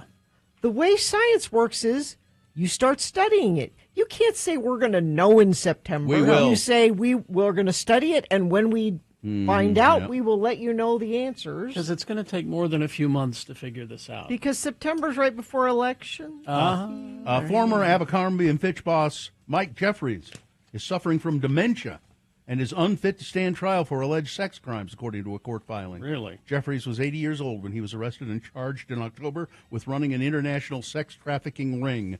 Prosecutors said he pressured male models into attending sex parties, paying the men for sex, and plying them with drugs. Kind of all makes sense when you think back on those Abercrombie and Fitch catalogs, doesn't it? There's a documentary about this. Yeah. And finally, this story. The cause of a helicopter in this was in Cape Town, South Africa, and there was a helicopter and it crashed. What was the cause of the crash? An unsecured penguin. Secure your load. According to the BBC and UK newspaper The Telegraph, a report by the South African Aviation Authority stated that the unsecured penguin, which had been put in a cardboard box, slipped off of a passenger's lap and hit the pilot controls on January 19th, and the helicopter crashed just off Bird Island in South Africa's Eastern Cape. The helicopter was about 50 feet in the air. The cardboard box slid to the right. The pilot's pitch control lever, the penguin hit the pitch control lever, and the helicopter crashed. I think everybody was fine. Everybody was reported uninjured. This but is in retaliation for the tariffs. That's what I was going to say. The penguin was also unharmed. Thank Good. God. All right, that's it. Oh, weather traffic. Really warm today, could break a record. 83 for a high today, overnight low 57.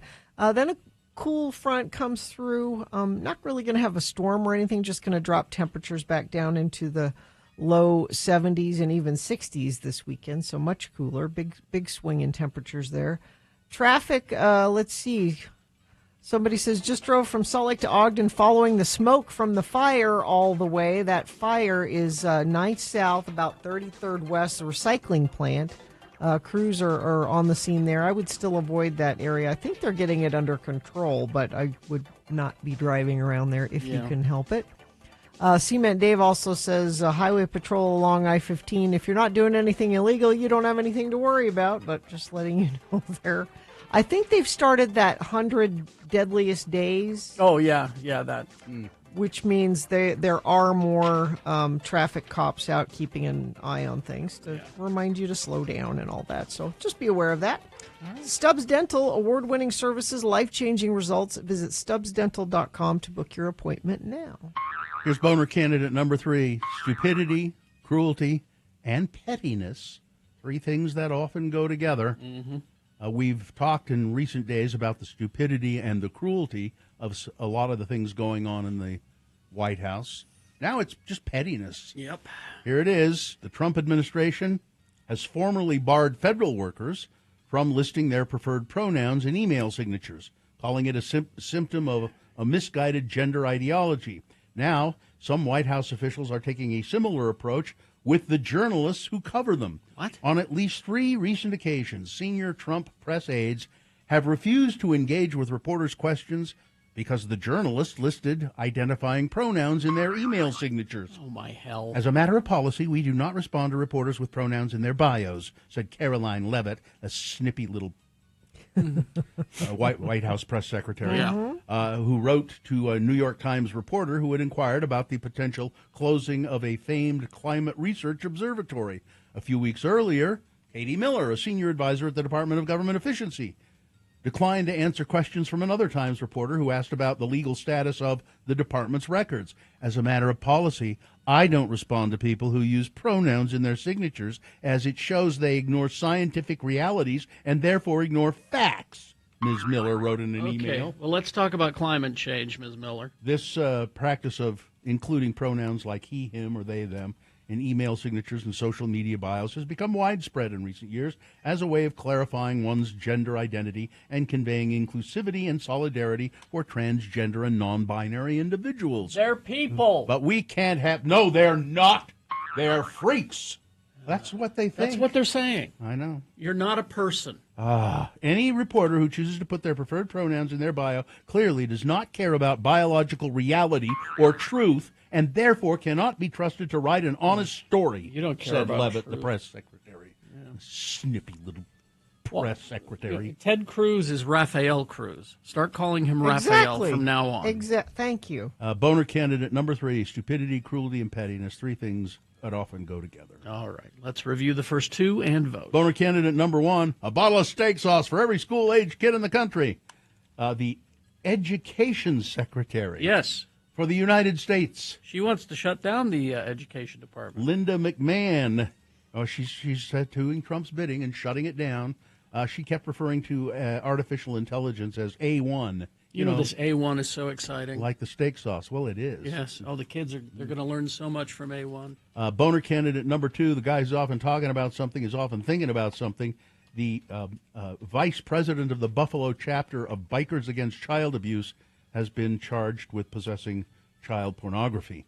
And boner candidate number 3, stupidity, cruelty, and pettiness, 3 things that often go together. All right. Here we go. Time to vote for boner of the day. 1, 2, or 3. Remember your candidate number, the one that you think is the worst, the one that you think should win.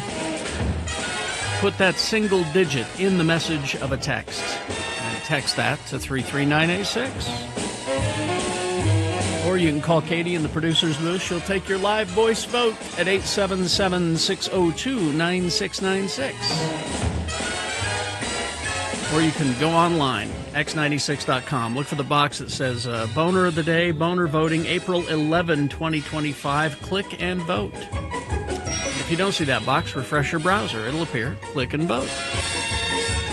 All right, we're going to award the boner after these messages. You've got about 300 seconds to get your vote in, so let's go. And coming up at 8 o'clock, it's Jimmy the Wine Guy. Have another drink with Jimmy. Beat Gina is on the way as well. All coming up. Stand by.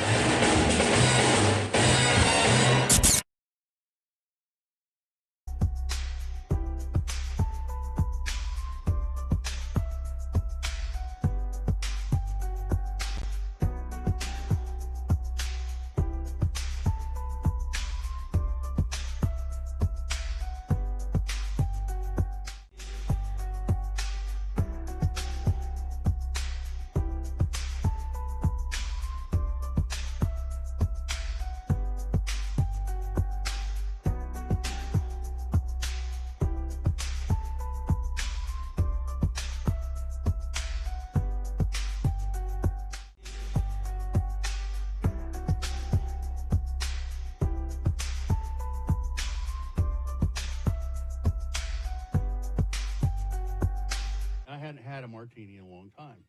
So I stopped at the liquor store and I bought a handle of cheap gin because I like cheap gin because it tastes more like Christmas tree than... You prefer cheap gin? Yeah, I do, really? kind of. Yeah, because I like the real juniper-y and more, you know, your higher end gins, most of them, they have botanicals in them, or, you know, they try to get away from that juniper flavor so much. So I bought a handle of gin and some vermouth, and I went home, and I was going to Now, I like my martinis shaken, not stirred. Because you're, Now, I know you're James Bond. No, because Jimmy disagree with you on this. I know he says you really should stir them, Mhm. but I like them shaken because they get colder that way. You like them cold. Yeah, I like You them like the really, little crystals yeah, that form in yeah, it? When That is really nice. cold. Yeah. So I get home, I get my bottle of gin and my bottle of vermouth, and I rummage around in the fridge and find some olives and some cocktail onions. I like both. And then I said, where's my martini shaker? Why isn't my martini shaker here where it normally is? The space on the counter that we call a liquor cabinet, but it's just a space on the counter. Why? Where? And my wife said, "Oh, I'm sorry. I lent your martini shaker to my sister for a cat photo shoot." Well, please, I said, "What? Please to be explaining what. You what? Yeah, I lent your martini shaker to my sister for a kitty photo shoot. What do you? So Was the kitty dressed up like a bartender? I don't know. I didn't ask. I should probably see if I could get the. Yeah, pictures. that's a sentence that demands a follow-up. So my sister works at the Humane Society. Yeah. My sister-in-law. And so I think they were featuring a cat. And now I don't know why they wanted a cat with a martini shaker. Maybe his name is Martini? I bet he was a tuxedo cat. I'll bet. Yeah, I haven't gotten a follow-up on this yet. But so I had to have my martini stirred and not shaken, which was sad. But I hope the kitty got use of the. I'll have my martini shaker back today, I think, unless they need it for more. Several people are now weighing in. Says, well, nothing gets a cat adopted like a cocktail shaker, right? Because they actually say for adoptions.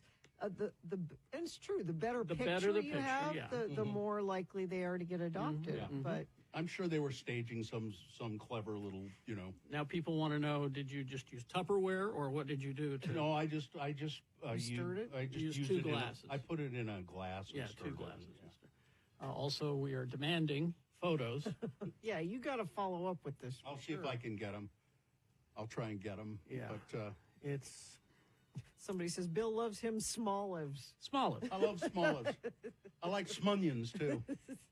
Doesn't that make it a gimlet? A Gibson. A Gibson. That's right. It's a Gibson named after Ambassador Gibson. You know the story. No. But he was an ambassador in Washington D.C. I guess, and I don't know, United States ambassador to something, and he would hold cocktail parties for dignitaries and heads of state. And so at a cocktail party, there'd be waiters going around with trays of martinis, and people would get drunk and spill secrets and things like that. Ooh. But he wanted to keep a clear head, so he said, "Make my martini not a martini. It's just water. But put an onion in mine so that I know which one to take." Nobody will want that. Yeah, put an onion in mine. Onion water. Yeah, People will go, ew. Cocktail onion in mine. I know which one to take. Ambassador Gibson said. And so that's why it's a Gibson. All right. I don't think Jimmy taught me that. I knew that before I met Jimmy. We don't have a cocktail shaker anymore. What? No, we use. Found you never use it. No, if we demand that sort of a shaking situation, you just use two glasses. Yeah, Part of the reason Jimmy taught me that actually. Part of the reason I like the shaker. And if it's not back today, I'll try that with the glasses. But I like the shaker because the metal gets it even colder. Yeah. It does. However, it alters. When it gets cold, it changes and makes it so the lid is next to impossible to get off. That's true. Well, I have my Lewis bag and my mallet. My wooden mallet for ice. So you put the ice in the canvas bag and you pound it with the wooden mallet. So if the lid is stuck on the cocktail shaker at all, you just tap it with the wooden mallet, the metal cocktail shaker. And this all just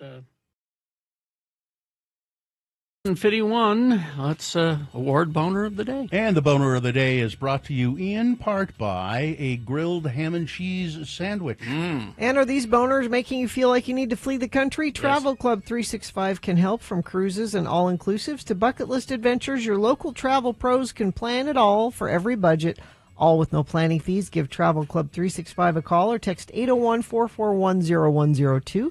That's 801-441-0102, travelclub365.com. Well, if you put the votes together of Boner, the losing candidate, the number 3, and the second place candidate, if you put their votes together, it still would not quite beat the winner. Oh, wow. Yeah. 43 votes for Boner candidate number 1, A1 steak sauce. 99 votes for Boner candidate number 2, the Bikers Against Child Abuse guy. But cruelty, stupidity, and pettiness often go together. 147 votes wins Boner of the Day. There you go. It's your Boner of the Day for today, April 11, 2025. Now qualified to be Boner of the Week. That will be decided by Dave the Flower Guy when he gets here at 9:50 this morning.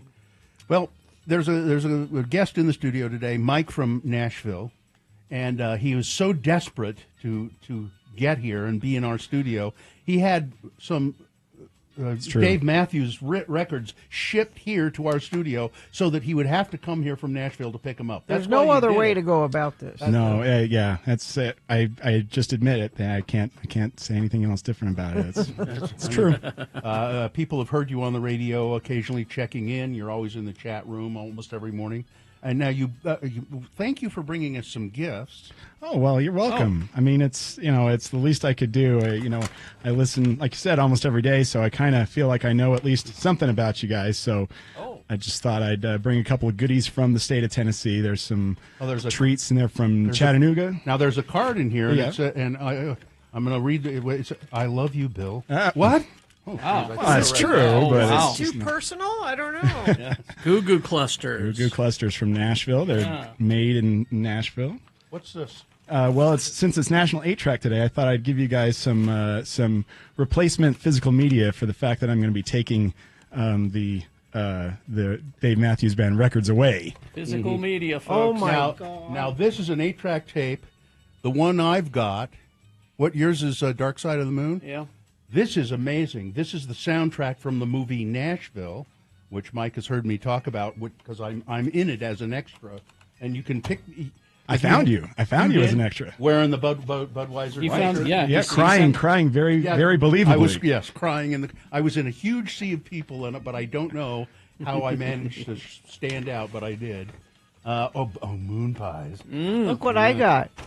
My 8-track. Oh, Sean. Is a Sean Cassidy. Yeah, there you go. Mike, thank you very much. You're welcome. Finding my and the 8-track. It's very nice of you. The Moon Pie box has a special picture on them. Each of you guys have. I didn't see that. Yeah, it's your own personalized picture. Oh, there it is. It's me with Dave Matthews. You all get a picture with Dave Matthews. I'm with Dave Matthews, and I'm saying to Dave Matthews, "Don't you know who I am?" Thank you for remembering that I said nice. You hold your guitar too high. It's Dave true. Matthews. I mean, it's not weird how high he holds it. Right. It's up in his armpits. Mike, we got you something here. It's all the Dave Matthews vinyl. Yes. Although I'm going to keep this one for a few more moments. Okay. Because we're going to play something from Hey. it. And now, Yes, would you like to maybe introduce it when our back sell? Should we have him back sell it? Yeah, we back sell things here. We don't introduce. Okay. We should, Katie, at least get him one of our new mugs. And a T-shirt. And maybe boner a boner T-shirt if he wants. Whatever you got lying around. You know, we got a letter from your wife, Katie. Oh. Yeah, Casey? Casey, is it? Yes, Casey. Oh, yeah, Casey. What's your how do you pronounce your last name, Mike? It's Oya. It's actually from Finland. O-J-A. O-J-A is Oya. Oya. Oya! Yeah. Oompa! But she very nice email from Casey. He says, Mike has no idea I've reached out to you, so please keep this message quiet. But if you do have him on the air, you can read it to him if you like. She's very nice, and she said it would just make your day if you got to back sell a record on Because you always wanted to be a DJ. Oh yeah. It was either that or a long haul truck driver, and neither of them really worked out. But I think this would probably have been the better choice between the two. All right. I think you're going to be able to do it. We'll do that come up. Thank you. All right. Thanks Thank for the you. stuff. Thank you. Snacks are always welcome. All right. We're going to take a break. We'll be back. Oh, let's get some traffic, Gina, please. Friend of the program, and Carrie looked this up and said, I know that house. Main Street and Spanish Fork, 5th North, both directions are closed due to a house fire. Old house there, Carrie? That house has been there as long as I can remember. So it's not that old. Use an alternate route in that area. Haven't heard an update on the recycling plant fire, 9th South, 33rd West. If you're in the area or know what's happening with that, it was a big fire, so I assume that there's still a mess there. Let me know what you're seeing, though. Text it to us, 33986. All right. Thank you very much. Speaking of Spanish Fork, I'll be there on Monday with some car washes at Quick Quack. Quick Quack I'll Car tell you Wash. all about it on Monday, but it's 3 to 5 at the new Quick Quack Car Wash. I'll be there. All right, KXRK Provo. We will take a break. We'll be back. We've got Jimmy the Wine Guy coming up after these messages. It's Have Another Drink with Jimmy. Stand by.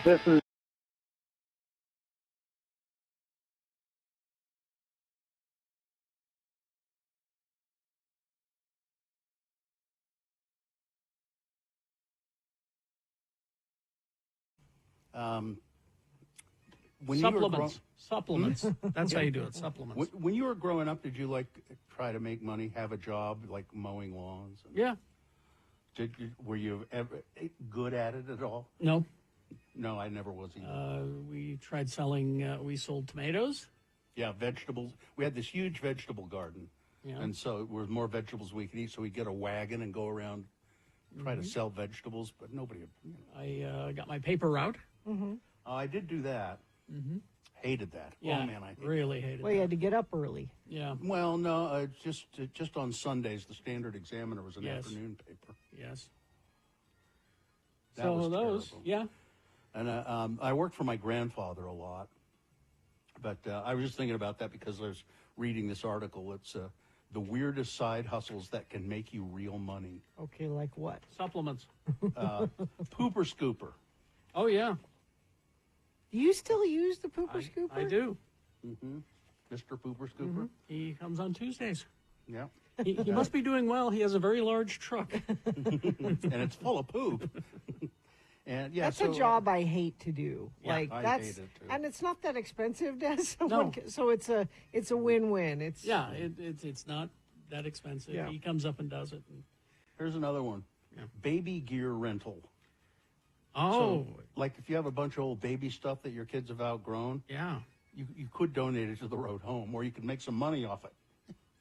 You rent it out. like a like a jogging bassinet or a- stroller. You only need yeah. you don't use a jogging stroller all the time Or a bassinet, or a, Okay. for when they're smaller. just rent it out until that person no longer needs it, and then say, okay, bring it back, and I'll rent it to somebody else. So that might work out. Friend services. Like what? Yeah, what's... Well, there are a lot of lonely people in the world. I will be a friend to you for $150 an hour. That one's a little weird. Rent a friend. I don't. It's kind of maybe. I would need be a okay. date for a wedding or Yeah, something. kind of. Or would you just come over and play cards with me for a couple of hours? Or, I guess it would depend on what you're doing. sell your underwear. Nope, I'm out. Well, I don't want to buy your underwear anywhere. That's gross and weird. But that's, it's like people, you'd sell it to people who want to buy Yeah, I know used why. underwear. Yeah. Sell your hair. Oh. I thought you donate your hair to Locks of Love. That Gina, Well, the point oh. of this is to make money on the side. Okay. I'm not going to make money on the side donating Okay. it. I don't know about this one. Line standing. Yeah, okay, I'll keep your place in line. I'll keep your place in line. You pay me. I don't remember the last time I stood in a line for a long time. I don't know. Virtual juror. So apparently, law firms do a lot of mock trials. Oh, I see. To get Practice. clients ready. Yeah. and they That they might actually be kind of interesting to do. yeah. And Sure. apparently they hire Especially if it's jurors, zoomed in. and you can do it. Yeah, you can do it at home. Okay, that's the first one you've said that I'm sort of interested in. Well, how about this one though? Sell your poop. No, oh, this is for like. Companies need Yeah. human Oh, I feces for a wide variety of research purposes, and they're willing to pay for it, as much as $500 per donation. Or, I guess you can get on it as a regular basis, and they'll A just subscription? $1,500. You can make $1,500 a month. Oh, here's somebody who has paid someone to stand in line for Red Butte concerts. You know what? Red Butte was the first thing I thought of, because the thing about Red Butte is if you want a good spot, you have to get there early, and it's usually really hot. Yeah. Standing in line there, and okay. All right. Well, okay. So that's just some ideas if you want to make a little money on the side. Fortunately, the three of us are rolling in cash, so Yeah. we don't need to do that. Although Radio from Hell brand turmeric, we're selling turmeric. It's good for you. Good for you. Trust us, it's good for you. What does it do? What do you need it to do? Makes you healthy. Whatever you need it to do. Yeah, just makes you healthy. Well, I'm tired all the time. Yeah. It'll take care of that. Sure. If you're going to be asking these kind of questions, Gina, I don't think we want you on the team. It hurts when I do this. Will Oh, it help that? turmeric. Oh, okay. Turmeric will take care of that for you.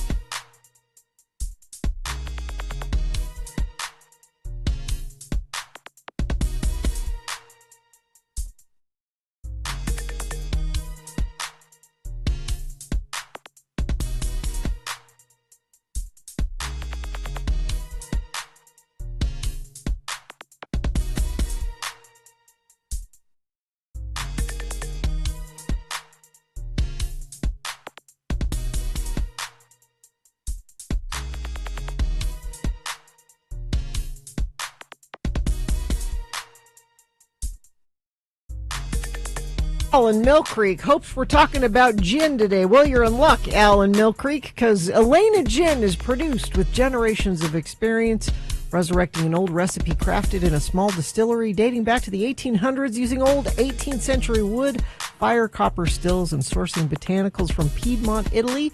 New to the Utah market and soon to be distributed widely. Keep a lookout for Elena Gin today. Oh, what you got there? Dr. Santangelo. What do you know? Yes, it's him. Good morning, Jimmy Negroni. Santangelo. He's the proprietor of the Wine Academy of Utah, and he's brought us gin, this Elna gin, which I just tasted straight. How is it? And it's really good. I knew you'd like this. Very herbaceous. So you have your Italian style gin. This gin is from Piedmont, Italy. And all the herbs and essences, the botanicals, are sourced from that area. You've got the juniper berries, almonds, thyme, coriander seeds, black elder, angelica flowers, wild mountain mint, chamomile, cassis bark, lime peel. There's two more.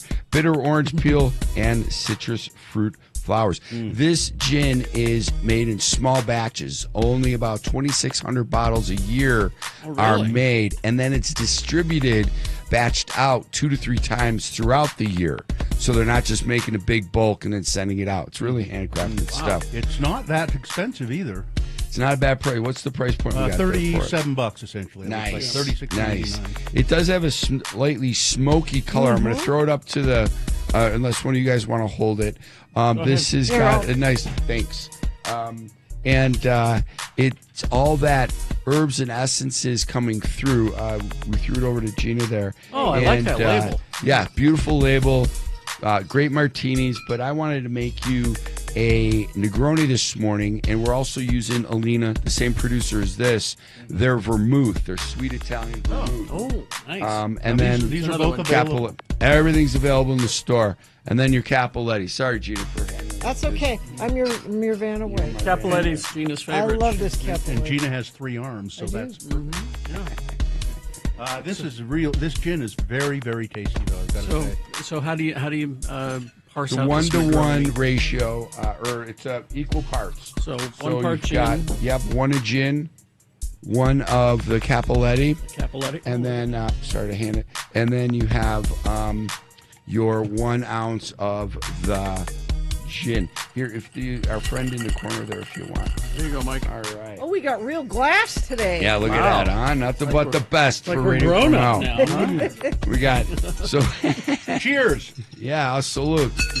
Ching ching. Oh, Ooh, that's yummy. Is very that good? good. Let me see. I'll Oh, bring that's you. delightful. Yes. yeah, that'll knock you on your ass in a hurry. That's nice. Yeah. People are wanting to know how to spell this so they can find it in the store. ELENA. Yeah, ELENA, and we'll have a picture of this on the website after the show when Katie puts it up online. So go to X96, go to Radio from Hell tab, and then you'll be able to see our feature. Have a drink with Jim. Have another drink with Jim. Now this says soon to be distributed. Is it available So we got now? a couple hundred bottles in the warehouse and Oh. 42 cases on order. Okay. So once those cases land, boom, everything's going to get punched out. Mm-hmm. This is not available nationally. This is sort of sub-markets. Really? Because they don't make a lot. They don't make enough of it. Well, I was going to say, with the number of batches you were talking about, I was honestly surprised that we're getting it here. They do a good job. Well, it's because of the hard work of the wine broker and spirits broker that brings in Libations Inc. Oh, Libations. Yeah, they do a really good job with it. And this is 42% alcohol by volume. So this is a nice smooth gin, and it allows the herbaceousness to really punch through. And having it neat as you had, I think it really overemphasizes. I could see this with as a martini. I'm going to make this weekend with this gin a Gibson martini with this. So I'm going to use the An onion? the onion, the pickled onion, the Gibson onion, and I know you love that story where the ambassador, so it recognized of all the martinis, he was a teetotaler during Prohibition, so they threw an onion in his to differentiate all the clear martinis out there, his to others, because this was made Ambassador Gibson, because it was made out of water. But this Alina gin, definitely a great martini. This is a very well balanced Negroni. This is a great. Really comes through. Unfortunately, it's not too boozy, and I mean that by unfortunately. You're gonna have a couple. I added what was left of my when I was sampling, so You I just put it in poured there. that in there. But Nice. it's just so any, that's delightful. any idea why it's the name Elena? Why I do have an idea. It's named after, and it's not coming to mind, Bill. Sorry to say. Penna Elena on the back there, and it's maybe from the space, the place, or the name of a person. But one thing I do know is that in Italy, this is in the Piedmont wine growing region, and they even, because although Tuscany is further away, they also do discuss about Tuscan aromatics and herbs. So this is a real taste of Italy when it comes to gin. Yeah, it doesn't. I don't think it says imported from. I didn't get that in my tech notes. I went down a deep rabbit hole of the distillation, the small batch, and then all those beautiful herbs and essences in there, and balancing this cocktail out in a Negroni with their Alina Vermouth, which is all available in the state. We're very lucky to have this in the store. Yeah, no, for sure. And the vermouth, somebody asked me just last night, and I wanted to mention it. This is 18% alcohol, your vermouth, and then your Capoletti, which is an Italian red bitter liqueur, which is 17%. So once you have all your components of a drink, of a cocktail, all alcohol-based, that's when you stir the drink down. That's when you stir it. Versus as soon as we add a juice or a simple syrup, that's when you got to shake it. I see. Okay. So those are the Elena differences. is the wife of the A distiller. Of the distiller. Thank you. Oh, Named after his wife. Okay. that's very nice. Yep. It's Awesome. Lovely stuff. Now, do we have time? Do you want to try that? How long will it take you to do that, Jimmy? We can open it right now. I don't have any glassware. If somebody wants to get some plasticware, we can. I don't have anything to put it in. I didn't do Katie that. will grab some grab you. All right. a So glass. I'm not you. What is this? Mike from Nashville, who is the biggest Dave Matthews fan that I've ever met. How many concerts have you been to? 54 Dave Matthews concerts. This is Dave Matthews wine.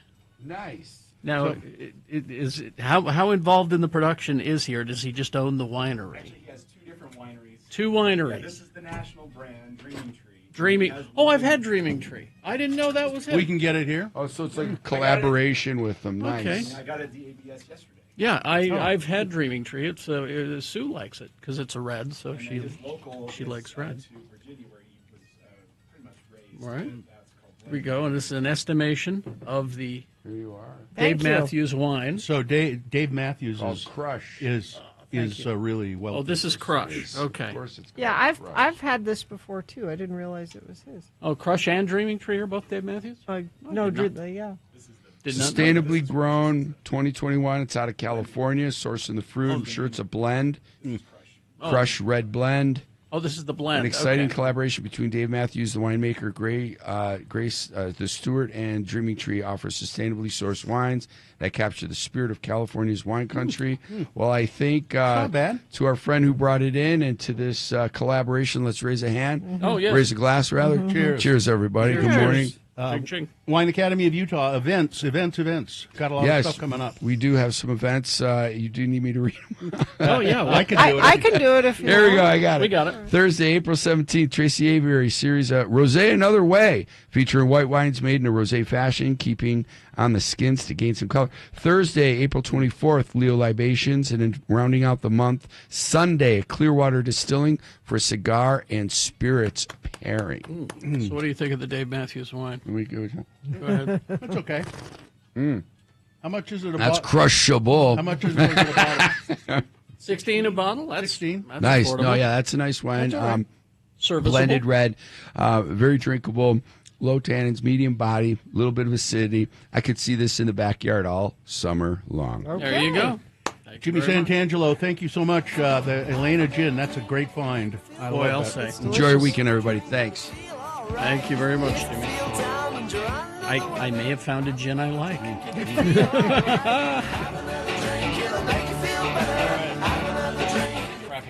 Well, heard from several Infinity members saying that fire is still raging. Still going. Apparently at the recycling center. This is 9th South, about 33rd West. So I was hoping they were getting that under control, but I would stay away from that area. Also, slow down 80 at the 7,200 mile exit. GPS says 3 miles of slowdown, but we're at a dead stop. Well, don't listen to GPS. Listen to Infinity. That's right. That's where all the real information is. If you see something, or if you see want to update us on the fire or anything else, you can do that via text at 33986. All right, thank you very much. Beat Gina coming up after these messages and a song. The song will be on vinyl, courtesy of Mike from Nashville, on the way. What is the price today? Tickets to Lagoon. Lagoon passes. All you got to do is play pop culture, multiple choice pop culture trivia with Gina, and you'll get those passes to Lagoon. Everybody wants those. 877-602-9696. Call in.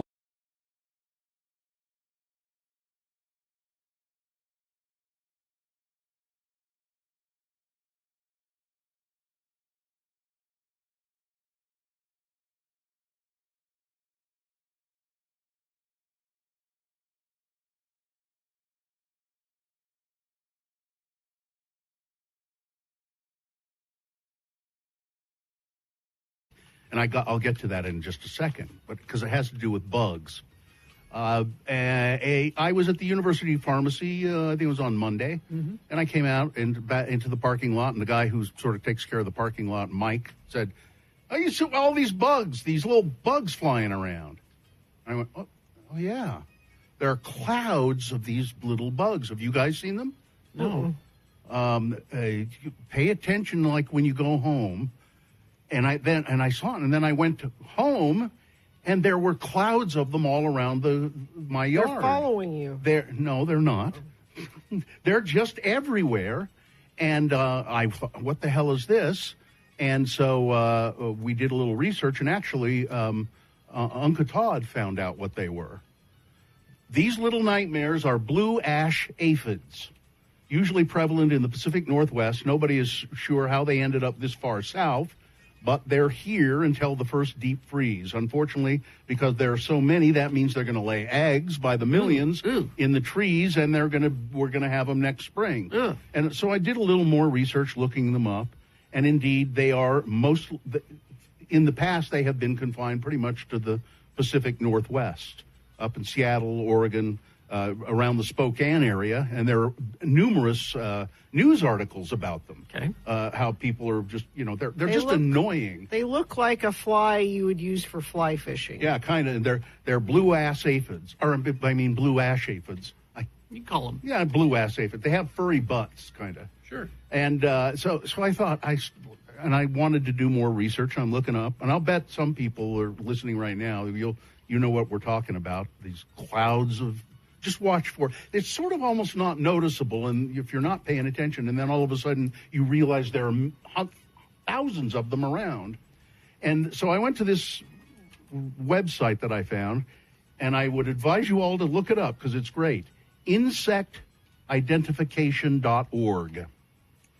And it says there are over 1 million identified species of insects and spiders in the world, with many more still awaiting discovery. Now, with this website, you can find any of those million that have already been identified, and you can find them either by type of insect, like if you want to know types of spiders, types of beetles, or you can find insects by state. What insects are common to your state? And so I looked up Utah, and we could look at. And then it's further broken down. Do you want to know about Utah spiders? You want to know about Utah dragonflies? Name something you want to. Utah. I don't know what Utah true bugs are. Maybe they're the ones you find only in Utah. Should we click on that? Sure. Let's see. Utah true bugs, and here's what we find. Something called the ambush bug. That's a DC superhero, by the way. The assassin bug. And I could, then you can click on these and it'll tell you more about them. Let's see, the broke-backed bug. Any one of these you want to know about, let me know. The brown marmoted stink bug. How about the plant bug? Plant bug? Yeah. The Red Cross shield bug. That's kind of a beetle. All of those are pretty much beetles. But it's just fascinating how many different insects you can find. Spiders, butterflies, wasps, crickets. You can find, if you want to know just any green bugs in your state, any blue bugs in your state, you can just find all of them. It's just incredible. Look up bark beetles. Carrie's got bark beetles. I got bark beetles. Yeah, okay, Utah beetles. It's killing the blue spruce. Let's see, there it is, the bark beetle. Yep, it's killing it, and it says it loves evergreens, blue spruce. It's ruining trees. It's killed it pretty much. Mm-hmm. But that's just one of many beetles. It's just incredible how many different varieties there are. And Utah dragonflies. There are 25 different species of dragonfly in Utah. There's the American ruby spot damsfly, the black saddlebag skimmer. Look up the shoe fly. You want to make a pie? Is that what you look up? Lightning bugs. Okay. We don't have them here. We don't have them here, and I'd like them here. How do we get them here? Can we get them here? It's not hot enough here. It's not hot enough. It's not humid. Yeah, it's not humid. It's too cold for them. Oh. If you've ever seen them, though, geez, they're incredible. I've never seen them. That's the thing. I in Georgia, and I think that's where I saw them. I've seen them on that pirate ride at Disneyland. Yep. So anything you want to know about Oh, bugs? I hate these. The Johnson jumping spider. I hate the jumping spider. They're kind of cool, though. No, aren't they scare me. Well, yeah, but there's because you go to get them and then they. But they are kind of cool. And so you've gone to the website. I see. Isn't it amazing? Yeah. All the different things you can find. The different spiders. The barn funnel weaver spider. The black-tailed crab spider. Ooh, there's an ugly one. What's that? The canopy. Oh, here, it's a jumping spider, Gina. I hate the jumping spider. It's the canopy jumping spider. They're hairy. It jumps on its prey. It packs a lot of personality, it says here. Found in the southeast and along the eastern coast, this particular spider is at home in forests. This website makes me itchy. It's an ambush predator that stalks and pounces on its insect prey. That's an interesting thing about the insect world. What do they eat? They all eat other insects. It's a cannibalistic species. Another reason to hate them. Well, I guess some insects eat plants rather than each other, right? Spiders eat each other. Yeah, they do. So anyway, if you want to know more about bugs, insectidentification.org. You can find them by state, by type, all of that.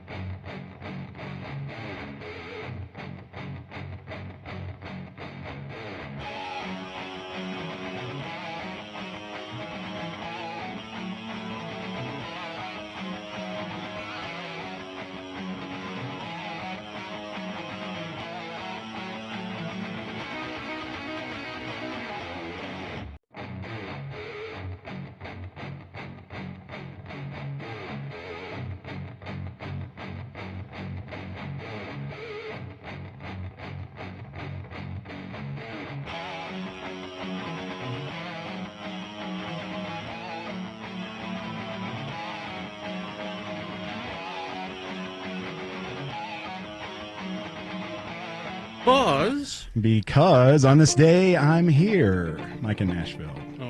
You can play the next one, too, Carrie. That's fine. Sorry, we're out. It's quite nice. Quite nice. It's a couple of people who've texted in. So glad Mike from Nashville is there today. This is one of my favorite Dave Matthews Band's songs from Rissa. And then somebody says, I've missed Dave Matthews on the radio. Thanks, Mike, for bringing him back. You're welcome. Won the Grammy in 1997, that song. Could you help me with Trodden Trails for a long, long time? I cannot help you with that. Okay. It's just part of the Dave speak that... it's Dave speak. You'll have to... Yeah, if you know, you know. Okay. When was the last time Dave Matthews had a hit? Oh, it was probably in the late 2000s, and 2009 probably from Big Whiskey and the Grugrux King, that album. So there you go. Been a while. Okay, that's your vinyl there. Okay. Thank you. Is this sponsored, Gina? Yes, Lagoon. Now open weekends. Visit Lagoon and enjoy the Flower Festival through April 27th. Plus special funnel cake flavors all month long. Details and ticket links at x96.com. Well, Beat Gina is on the air. Get ready for game show excitement. But first, I'm Beat Gina announcer Johnny Ola. Hey, kids, how would you like to have a live toy circus? Wow. Complete with a live performing chameleon for free. Wow. It's a real live circus of your own. Just dozens of fine toys, each wonderful in itself, make up this circus set for the greatest show on earth. You and your friends can have hours of fun setting up the props for the circus, placing the ringmaster, placing the clowns and performing animals, and wild animal cages for the many exciting acts. And you can even put on a real live trained animal act with the live performing chameleon who will walk a tightrope, swing on a trapeze, and change color right before your eyes. For only $1, you'll get 27 different circus pieces along with a live performing chameleon complete with leash and halter, which will not only act in your circus, but will make a fine pet, too. Sure he will. Order today at no risk. If you're not satisfied that this is the most fun you've ever had, just return it after 10 days free trial for full refund. And keep the chameleon as our gift to you. Wow. Send $1. We don't want it back. Send $1 to Honor House Products Corporation, 35 Wilbur Street, Lynbrook, New York. I'm sure the chameleon will not die within a few days. This is horrible. And now, he gave... Do you know that people, women, used to, they have a little pin on their shoulder with a chameleon, a live chameleon. A live chameleon. Attached to a pin and it would sort of just crawl around on the front of their shirt. I had one that was a mouse. Really? Yeah. Well, and now, here he is. He gave up a career in the circus to run this game show. Did. Your host, Terry Jackson. Oh, thank you, Johnny Ola. You're welcome. Game show announcer professional. A live chameleon is free. Free. We don't want it back. No. Exactly the way Gina put it. Randomizer has picked a contestant. Tyler, are you there? Yes, I'm here. All right, Tyler, we're going to toss a coin to see who goes first. It will give you the advantage of the game. You call it heads or tails. Let's do heads. All right. It is heads. Oh, you're one step closer to getting these lagoon passes. All right, Tyler, because you won the coin toss, you get the first question to answer on your own without any interference. It's multiple choice pop culture trivia. If you get it correct, you get the point. If not, I'm going to allow Gina to answer the same question, stealing your point away. We will go back and forth till one of you gets 3 points. We have some leftover questions today, so let's get the rest of these Sex and the City questions out of our way, shall we? All right, Tyler, first question for you. Where was Carrie's apartment actually located in New York City? Where in New York City was Carrie's apartment? Was it 1, Mordor? Is it 2, the West Village? Is it 3, Brooklyn? Or was it 4, Mona? 2. West Village? Correct. Yes. There you go. Point for Tyler. Gina. Yep. Why does season 5 only have 8 episodes? Was it 1, because Sarah Jessica Parker was pregnant? Was it 2, Kim Cattrall and Sarah Jessica Parker refused to be in the same scenes together? Was it 3, they tried to get Barney into rehab and he said, no, Marge, no? Or 4, I ran out of gas. I had a flat tire. I didn't have enough money for cab fare. My tux didn't come back from the cleaners. An old friend came in from out of town. Someone stole my car. There was an earthquake, a terrible flood, locusts. It wasn't my fault, I swear to God. I'm betting she was pregnant. Correct. All right, there's a point for Gina. And now we go back to Tyler. Tyler. Game is tied. Yeah. What was the headline of Carrie's New York Magazine cover? She's on the cover of New York Magazine. There was a picture of her. What was the headline? Was it 1, spilling the tea in NYC? Was it 2, Dewey beats Truman? Was it 3, Bat Child found in cave? Or was it 4, single and fabulous? Let's go with 4. Single and fabulous. All right. You watched that show, didn't you, Tyler? Admit it. No. I get absolutely guessing right here. All right. Okay. All right. It's 2-1. Gina, you got a chance to tie here. Gina? Yes. According to Carrie, what never goes out of style? What never goes out of style? Is it 1, spam and eggs? Is it 2, a flat top haircut and a firm handshake? Is it 3, love? Or 4, friendships? Friendships. Friendships is correct. It's tied. Wow. All right, Tyler. I hope your guess is good this time, because if it is, you'll win. All right, Tyler. Both times that Carrie and Aiden broke up, they were each wearing what? Both times. They were each wearing what? Okay. Is it 1, Carrie had a Molly Hatchet T-shirt and Aiden had an SS uniform, which I don't understand. Was it 2, Carrie a white dress and Aiden a tuxedo? Was it 3, Carrie a little black dress and Aiden a gray turtleneck? Or 4, clown shoes? I'm going to guess 3. 3, a little black dress and a gray turtleneck. I threw that in to throw you off. It's the tux and the white dress. Tux and the white dress. And Gina wins the game, Tyler. I'm so sorry. You put up a good fight. You though. did. Really good. You know, for just guessing. That's right. For just guessing. Just guessing, he did pretty well, I'd say. And you're such a good guesser. Even though I beat you, I'm going to give you these tickets to Lagoon anyway. What a nice person. That's awesome. Thank you so much. All right, hang on the line, Tyler. Listen, I got to get home. Mrs. Zola and I are holding a brief funeral service for Timmy number 6, our pet chameleon. Oh, my. Number 6. It's only $6, though. Timmy number 6. All right. Big Boy News now, brought to you by 2 epic shows, 1 mind-blowing experience. Laser AC/DC, rock legends brought to life in lasers. Laser Taylor Swift Volume 2, bigger, brighter, better than ever. Now playing only at Hanson Dome Theater. Get tickets on sale now and going fast. Get them before they're gone at clarkplanetarium.org. Actor Eric Dane. Anybody? I imagine if I saw his face, I might. He's McSteamy? He's revealed that he's been diagnosed with ALS. Oh. He's in Euphoria, too. He told, he is? he's the father in Euphoria. Oh, okay. I know told who he is then. People Magazine, there he is. I've been diagnosed with ALS. I'm grateful to have my loving family by my side as we navigate this next chapter. See, I don't know him by name. I know him by face. He's married to Rebecca Gayheart. Oh. ALS is a nervous system disease that affects nerve cells in the brain and spinal cord. Remember, it's what killed our good friend Kyle Brown. That's true. ALS causes loss of muscle control. The disease gets worse over time. No cure. While Eric Dane did not share many details surrounding his diagnosis, the actor, who plays Cal Jacobs on Euphoria, told People Magazine he's returning to the set next week to continue filming season 3 of that show. I feel fortunate that I'm able to continue working. I'm looking forward to returning to the set of Euphoria next week. I kindly ask that you give my family and I privacy during this time. Most of the characters in Euphoria are terrible people. He's particularly terrible.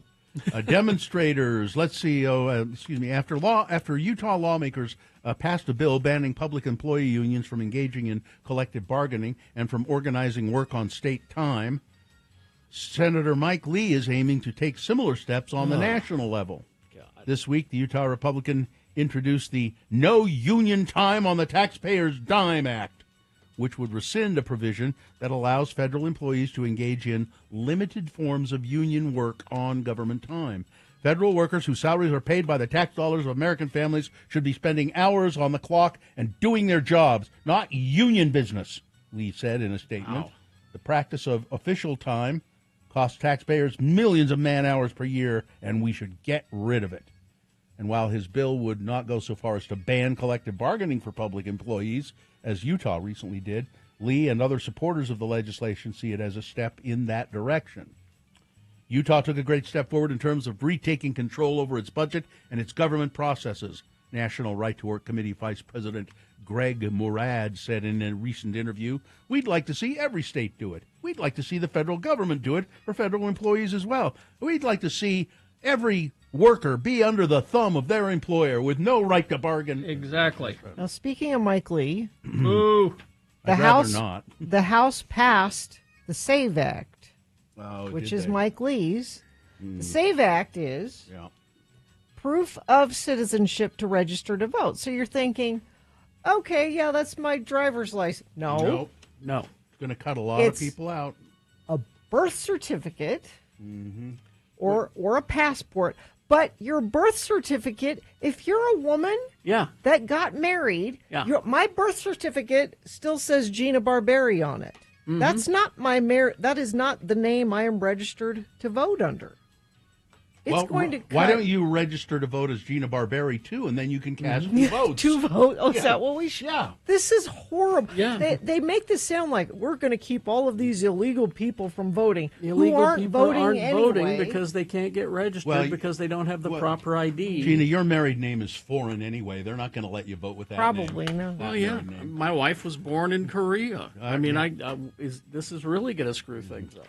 Politics was used as a convenient excuse by the Sundance Institute when it chose to move its annual film festival from Utah. That's what Salt Lake County Mayor Jenny Wilson says. The mayor, who worked at the Sundance Film Festival when it was first created by Robert Redford in the 70s, mourned the loss of the festival when it was announced last month, saying the Institute's current leadership has lost sight of the legacy and spirit that has been a staple of the organization for nearly 50 years. She explained her thinking further in a letter published in the Los Angeles Times, criticizing leaders of the Institute. The real story is this, she wrote. Sundance is facing financial headwinds brought on by a shifting independent film industry and revenue losses from the COVID pandemic. And the new leadership team, instead of working with Utah's public and private partners to rebuild a stronger future, chose to just walk away for more money. I mean, Colorado it's a lot promised them, more money. Colorado promised them a lot of money. It's multiples of more money. Yes. In coming years, Salt Lakers could see taller buildings in the urban core of Sugar House, as well as a handful of other changes in mixed-use zones as part of the city's ongoing proposal to overhaul its mixed-use zoning code. As part of a multi-year plan to consolidate and simplify the zoning, members of the council signaled their intention to approve a number of changes on Tuesday, one of which includes allowing taller buildings in the Sugar House area. Are you sure you want to do that? They voted to change the allowable height in Sugar House core area between 2100 South and Interstate 80 to the north and the south, and between 13th East and McClellan to the east and west, from 125 feet to 150 feet. And that's what they're going to do. That's not a good idea. Let's see. Incompetence reigns. CBS reports that convicted felon number 47, that's Donald Trump, flew into a rage when he realized he was on the phone with H.R. McMaster instead of South Carolina's Governor Henry McMaster. Oh! Trump attempted to call South Carolina Governor Henry McMaster They have a problem in their contacts. When he or an aide instead dialed the personal number of Trump's former national security advisor, H.R. McMaster, according to a new report from CBS. Trump referred to H.R. McMaster, who goes by Herbert, as Henry on the phone before launching into a conversation not meant for the former advisor. Mr. President, this is H.R. McMaster, he told Trump before the president responded with an expletive. They simply can't get anything right. They can't. Adding journalists to insecure signal chats, discussing live military operations, the president talking to the wrong person without knowing it, and oops, mistakenly sending innocent people to brutal jails in foreign countries. I'm sorry, I was trying to get a hold of Vlad the Impaler, not Vladimir Putin. Let's see. What else do we have here? China. What, and this is, I don't know, they just don't see it, but as Trump tries to turn his global trade war into a one-on-one showdown with China, he's finding that he's alienated some key U.S. partners who could boost America's position in a fight between the world's largest and second largest economies, that being China and the U.S. And as a matter of fact, he's alienating those partners, and who steps in? China. Oh, you're not getting this aid from America? China. Hi, I'm China. I'll help you. Yeah. We'll give you aid. Yeah, I mean, that's why we did it. The Space Force commander in Greenland, a woman, her name is Colonel Susan Myers. Who let that happen? Just days after Vice President J.D. Vance's march to visit the space base in Greenland, the installation commander sent out an email to the base distancing themselves and it from Vance's criticism of Denmark. Colonel Susan Myers, the commander of the 81st Space Base Group, which oversees the Pentagon's northmost military bases, sent a message to all personnel at the space base seemingly aimed at generating unity among the airmen and the Guardians, as well as the Canadians, Danes, and Greenlanders who work there. She said, I do not presume to understand current politics, but I do know that the concerns of the U.S. administration discussed by Vance on Friday are not reflective of the space base, she said. And finally this, speaking of space, for humanity to become a spacefaring civilization, there's a lot of problems to solve. one of which is how to deal with poop. Already there are nearly 100 plastic bags of human poop on the moon alone. Send it to Mars, and Matt Damon can grow potatoes. There you go. To spark solutions, NASA launched the Luna Recycle Challenge, a $3 million competition focused on the design and development of recycling solutions that can reduce solid waste and improve the sustainability of longer-term lunar missions. NASA is committed to sustainable space exploration. As we prepare for the future human space missions, there will be need to consider how various waste streams, including solid waste, poop, can be minimized, as well as how waste can be stored, processed, and recycled in a space environment. Now, already they recycle on the space station, for instance. They recycle urine and that's water for drinking. Yeah. So, according to the space agency, innovations could also trickle down to Earth and eventually lead to technology to help terrestrial communities efficiently and safely deal with poop. Wow. It's Poop Chat on X96 Radio from Hell. And I leave you with that. Mm-hmm. All right. Sports, weather, traffic. Well, Mike from Nashville was at the hockey game last night, weren't you, Mike? Very exciting, very exciting. And tell us a little bit about it. Well, we, as in Nashville, we were losing 2-0, but then we came back, fought the good fight, got it into overtime, and then had to play some stifling defense during a power play in the overtime period, got to the shootout, and our number one scorer, Philip Forsberg, buried it in the net to win. Now, you there here in Salt Lake cheering for the Predators, did somebody beat you up? No, there were actually a handful of them of Preds fans. Predators fans. Yeah, we were loud and proud at the end. All right. That was the last home game for Utah Hockey Club, and the Utah Jazz have their last home game of this just god-awful season tonight. But a couple reasons to go.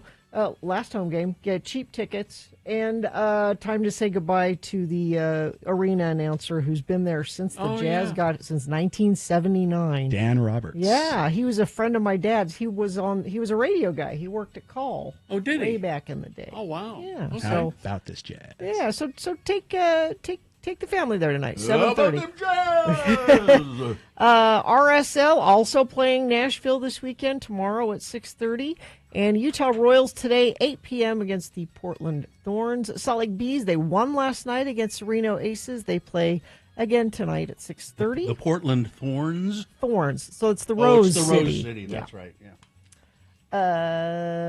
Let's see. Weather. Could break a record today. 83 predicted for a high today. Overnight low 57. Then a bit of a cool front comes through, cools things down to the 70s on Saturday, 60s on Sunday.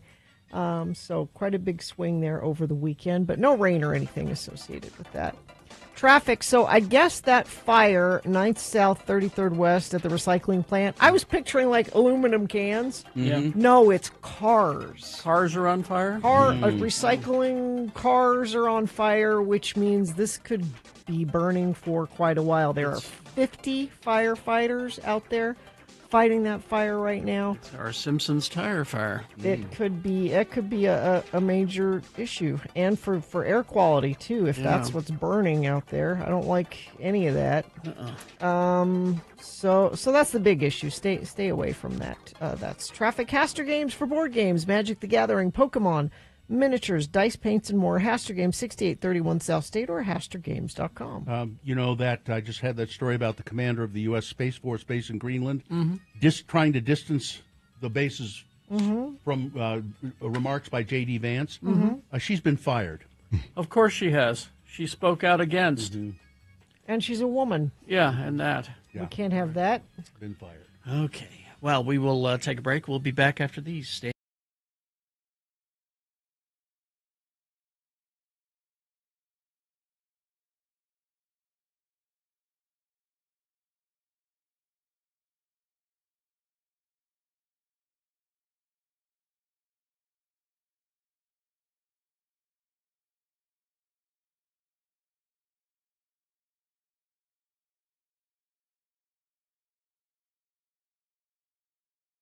Of interest. Wow. Are you sure? Yes, from Rick Paulson. All right.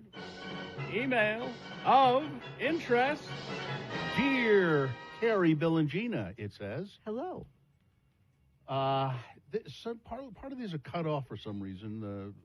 But anyways, I think it's more time continues to slip away, as it often does. The word more is cut off. I wanted to write and let you know how appreciated you all are, and to say how much you guys feel like good friends, even though we've never met. Yes, my trusted friends who provide me with not only comfort, but information about music and the artists who create it, about news and current events, and about people who do really stupid stuff. You are always so insightful, intriguing, funny, and informative, and you can always put a smile on my face. This is so good so far, isn't it? That's nice. It gets even better, actually. I was going to say I'm waiting for... No, it gets For better. the butt? Carrie's waiting for the butt. There's no but. Oh. It gets better. And let me just pause and say, please, send us emails of interest if you hate us.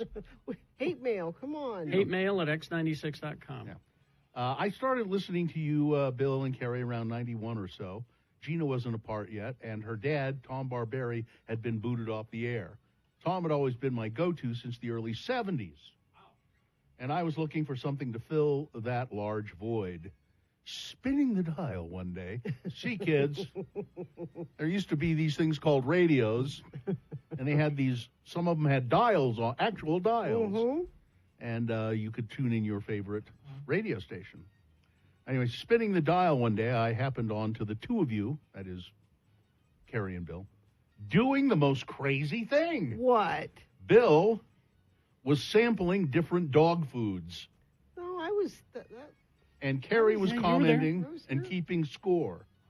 Yeah. You guys were so funny, and you just made me laugh, and I've been listening ever since. Through the years, I've learned a great deal about each of you, and I'm always anxious to hear about how your weekend or your trip or your surgery or your wedding went. Because we've done a lot of all of those things. Your stories always make it fun and interesting. I relate to each of you, but mostly I relate to you, Bill.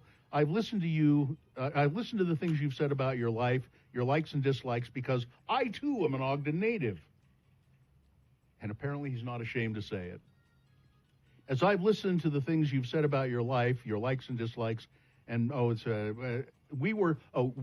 an Ogden native. We were born within a month of each other. This guy and I, Rick and I. Though I've not heard you mention it, I think we were probably born at the same hospital. And then he says the name of the hospital, and he's right. We were D Memorial Hospital. My mom and dad relocated to Salt Lake when I was 2, so maybe I'm not that much of a native, although my grandparents and some cousins lived in Ogden, so I spent a lot of time there growing up. I like to eat the paste glue in grade school, like you said. You did. It tasted kind of minty. Yeah. I did. You ate paste when you were in school, didn't you, Carrie? No. Never did? No. We made some that I ate. It was paper mache, which is not paste, No. I don't think. No, it's not. It's different. Paste is, I don't even know. Paste was a kind of glue that they gave you when you were in elementary brush. school. Yeah, and if you tasted it, it tasted kind of minty. I don't know why I tasted it, but I did. Rick goes on to say, Bill, we both smoked and quit. Neither of us got along with our dads. We share in the admiration of the January 6th committee chair, Benny Thompson. That's a random thing. Wow. We both have terrible backs. We both hated our dads and liked both liked January soup. 6th. We both have terrible backs. We each have a son named Dylan, who were born in the same year within a month of each other. There have been numerous other things you commented on that mimic my life, but too many to list. Oh, please, go on. It says, so my wife and I, she's a big fan too, moved to Roy 13 years ago. Oh, no, not Gina's hometown of Roy, not Roy, but Roy, Washington. Roy, Washington. Wow. Which is about 70 miles south of Seattle and about 30 miles east of Olympia. The details of our move and what happened and why make a very long story, but let's just say it didn't work out. 986. All right, 8:49 right now. You know, even before all of this stuff, Trump tariffs and all of that, it's making things difficult for people who travel abroad, Yeah. Americans who travel abroad. But even before all that happened, we didn't do a lot to endear ourselves to foreign countries. It's as the ugly tourists. American. Yeah. And I have a list here. Oh? The rudest things that Americans say while traveling abroad. Oh, good. Let me get out my pen here. Okay. All right, here we go.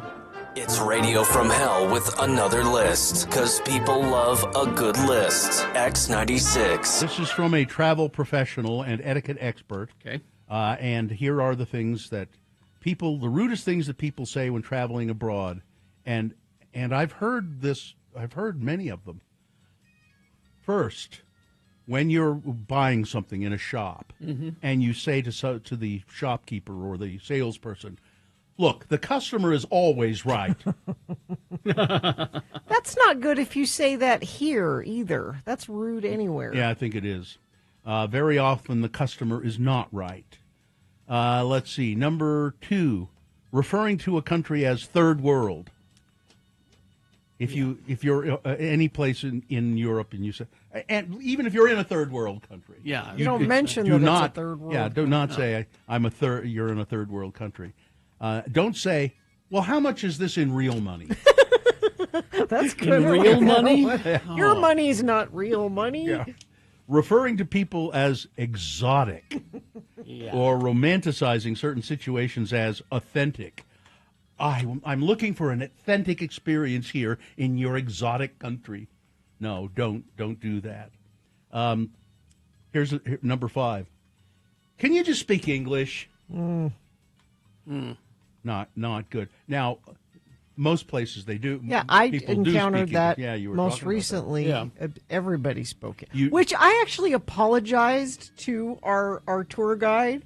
Of course you did, I because that's said- what you do.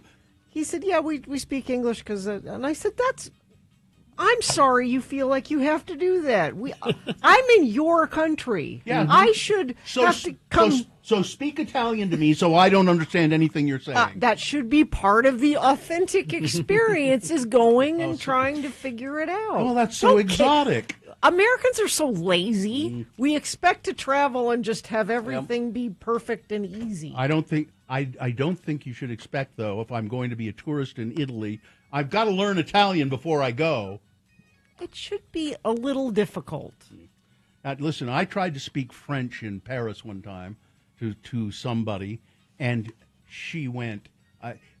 Terry was with me. We were looking for the flea market, the famous flea market in Paris, and it's called Marché aux Puces.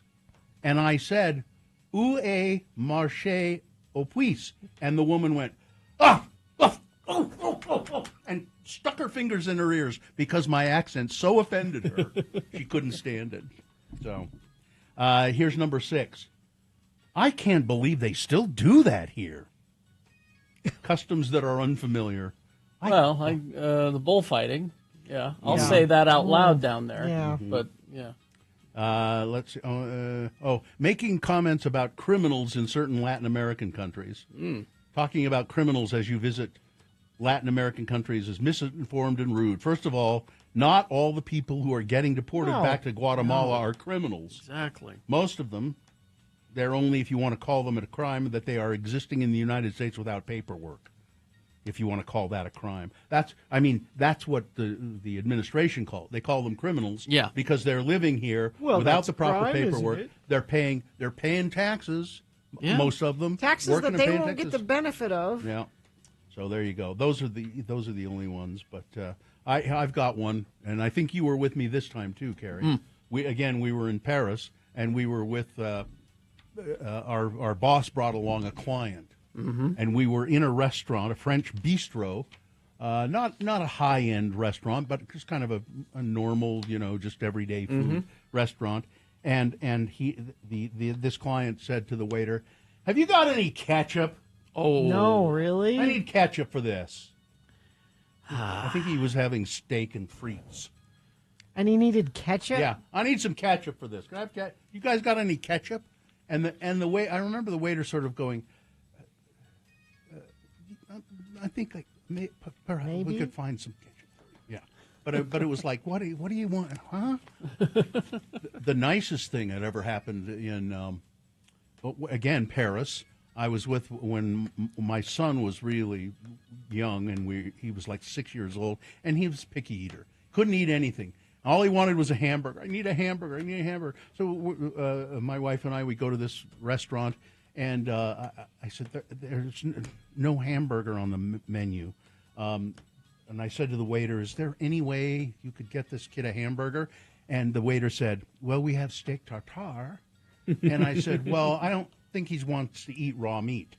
And he said, no, I mean, I will take it and we will make it into a hamburger for your little boy. That's service. And he did. And to this day, when we talk about it, he says, that's the best hamburger I have ever eaten in my life. Yeah, you're using some fine meat there. But I mean, that was just, the waiter was just very kind.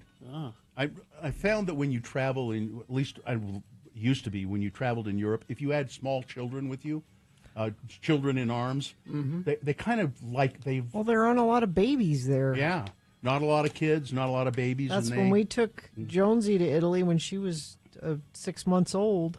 I was worried about going. I'm like, is this? And they're like, no, people are going to love it. They did. Yeah, they just fawn over the babies and the little toddlers. They just love them. They'll do anything, He was happy to make my little son, 5-year-old, a hamburger. Oh. We hope you'd enjoyed another list with Radio from Hell on X96. All right, there you go. Thank you. Traffic, please, Gina. Infinity member says northbound I-15 stands still at Riverdale on-ramp I-84 interchange. I'm not sure what's going on there, but thank you for sending that in. Also, just a reminder that big fire at the recycling plant, 9th South 33rd West. Apparently, there are cars there, and that's what's on fire, which means... They're recycling cars? I guess, which means this could be a problem for a while. I thought it was, paper burning, but no, if it's car stuff, that could be an issue for a while. 50 firefighters out there dealing with it, so stay away from that area. Toxic. Young Subaru's new state-of-the-art facility is now open. Experience faster vehicle service, an inviting coffee shop, and streamlined shopping journey. Discover the future of car buying and vehicle service at the new Young Subaru on Riverdale Road. Think young, drive young. All right, we're going to take a break. We'll be back after some messages and a song with the Boner Recap game. All you have to do is tell us who won the boner this morning. That's easy. If you were listening, you know. If you weren't listening, I wouldn't guess today. I would cheat. Go to X96, look for the box that says Boner Voting April 11, 2025. Take a look there. It says winner next to the answer that we're looking for. What is the prize? It's a fabulous Radio from Hell chicken bucket. That has, I'm sure, one of our new coffee mugs in there. Yes, they're the Ukraine colors. I don't know if that was on purpose or not, but it's blue and yellow. You can say Ukraine. You can say equality colors. Sure, yeah. The Radio from Hell chicken bucket does not contain chicken. No. And we'll probably put a T-shirt in there and some other stuff. So, yeah. 877-602-9696. All you got to do is tell us who won the boner this morning. We'll do that coming up. ranlife.com/X96. Well, they say that spring is home buying season, and that's probably true. People start looking for homes, new homes in the spring. And Rand Life, a local mortgage company, can help you in your quest to find a new home, a nicer home, or maybe your first home. They just made this very easy. They have slashed their floor rate on 3-in-1 adjustable rate mortgages to an incredible 3.25%. That's 3.25% on 5.98% APR. That's right, just 3.25%. It'll get you started on your home ownership journey with lower payments up front. Whether you're a first-time buyer or making a move, this 3-in-1 arm gives you flexibility and savings to get your dream home now. So what you need to do is get more information. Go to ranlife.com/X96. It's the perfect way to start the home buying season with Rand Life. So ask them all the questions you want at ranlife.com.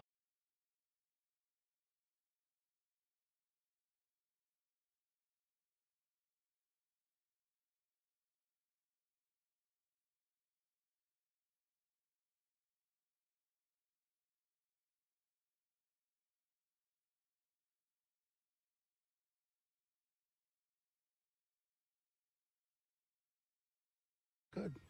All right, Nick.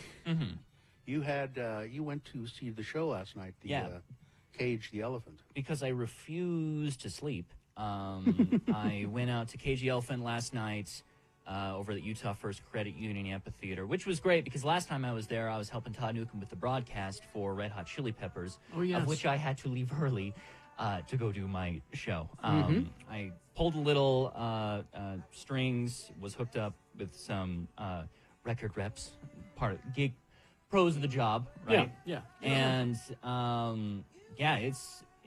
I'm not sure if you guys have been to a show in a minute, but it is amazing since 2020 just seeing amphitheaters packed with people. It's interesting. Yeah. Concerts are back, and it feels so good. The thing that surprised me the most is I felt old for the first time at a show ever. This is new to you? Very young crowd? Yeah. I've been listening to KG Elephant since 2011, my high school days. And yeah, Katie's pointing. She gets it.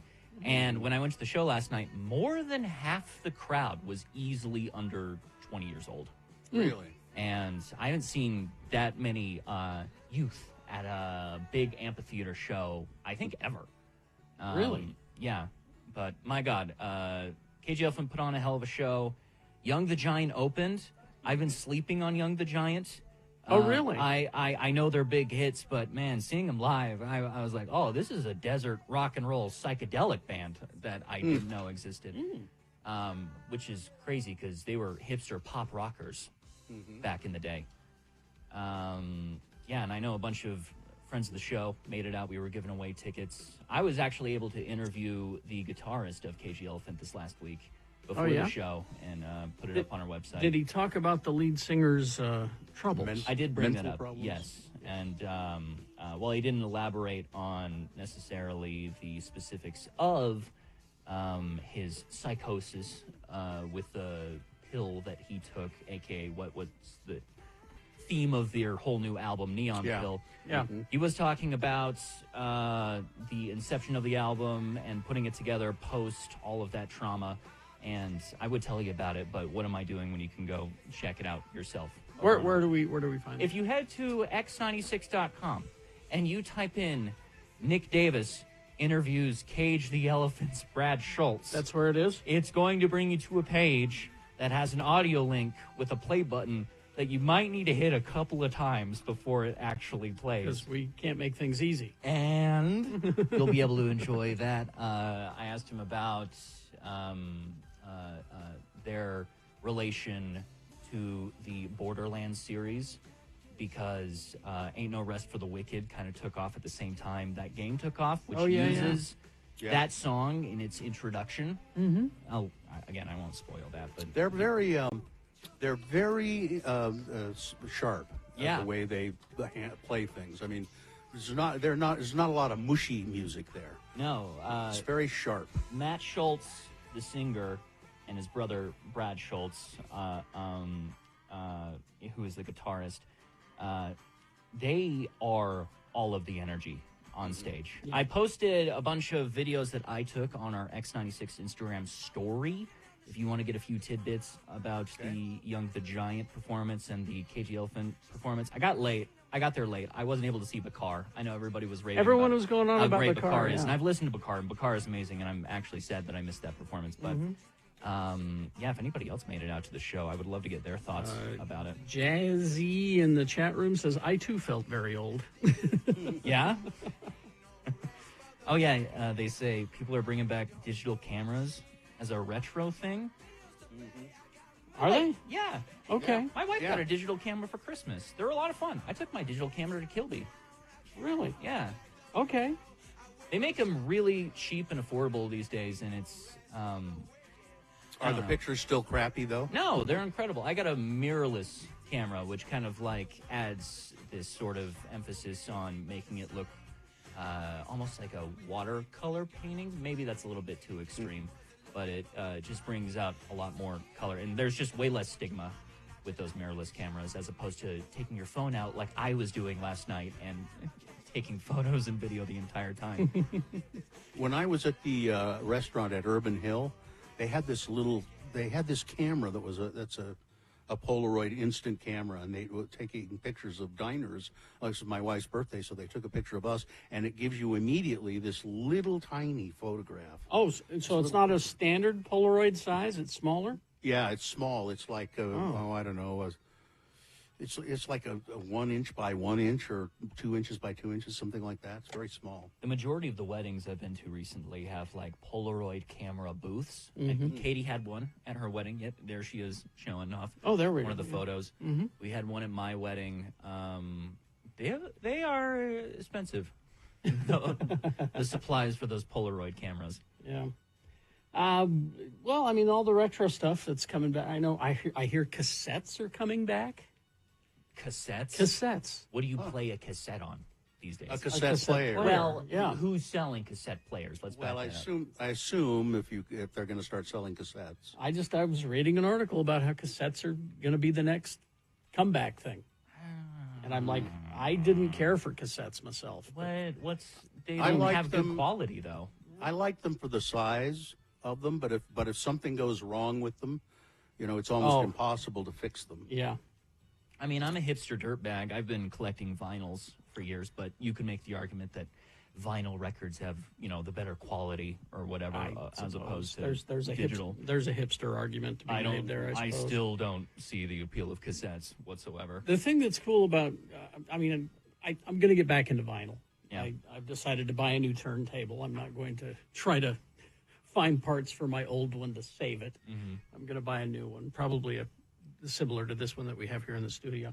But one of my favorite restaurants over here, underneath the bodega, is a place called The Rest. It's underground, and they have a turntable there. And they told me that if when I come in, I can bring any vinyl record I want, and they'll play it while I dine. Oh, so that's cool. That's kind of cool. Could you use the vinyl as a plate? No, you don't want to do.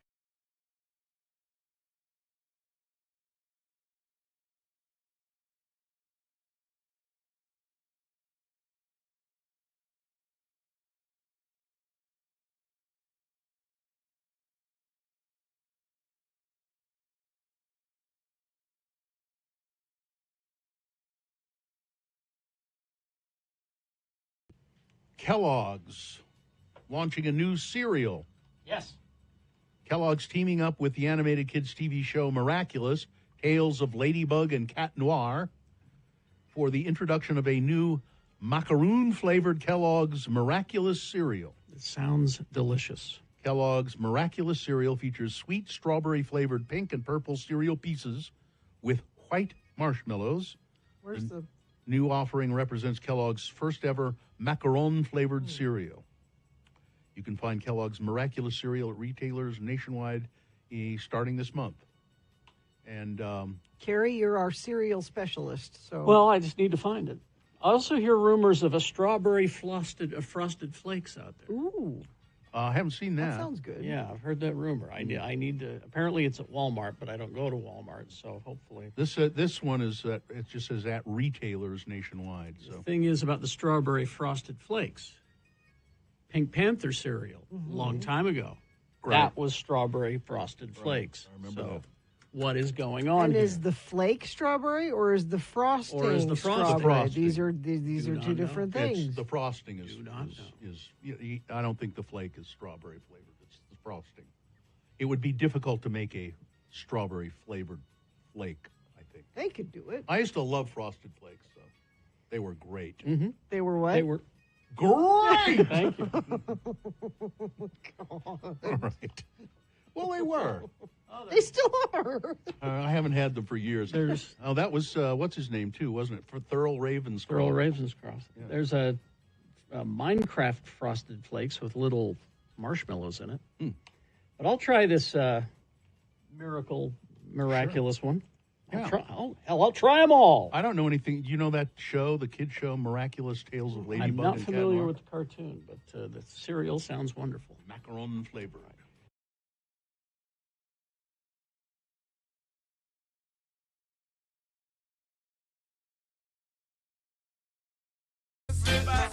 Potsy in Salem says that's the specials, isn't it?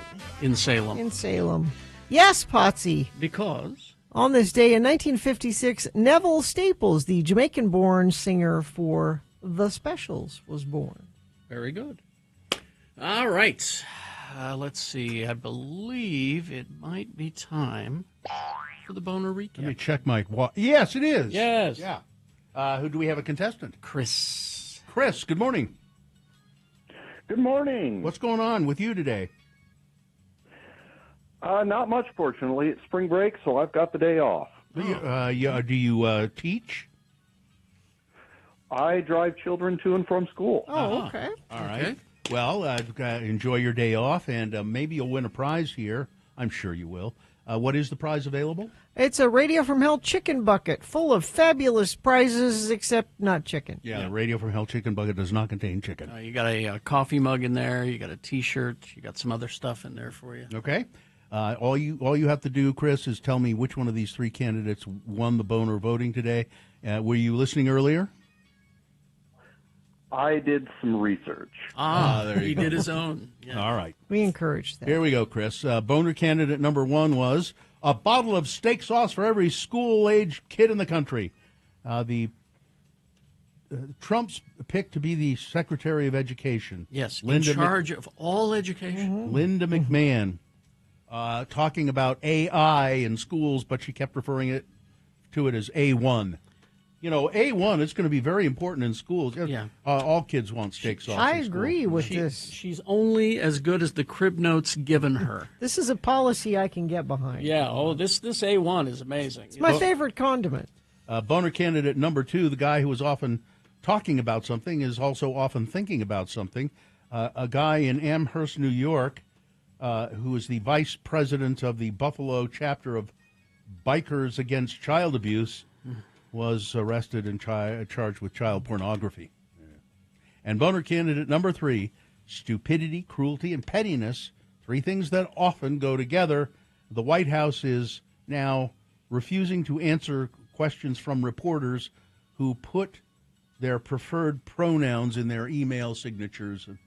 No, we're not going to. If you do that, we're not answering your questions. So you're not a person. Yeah. You're not a human. So of those three candidates, which one was the winner, Chris?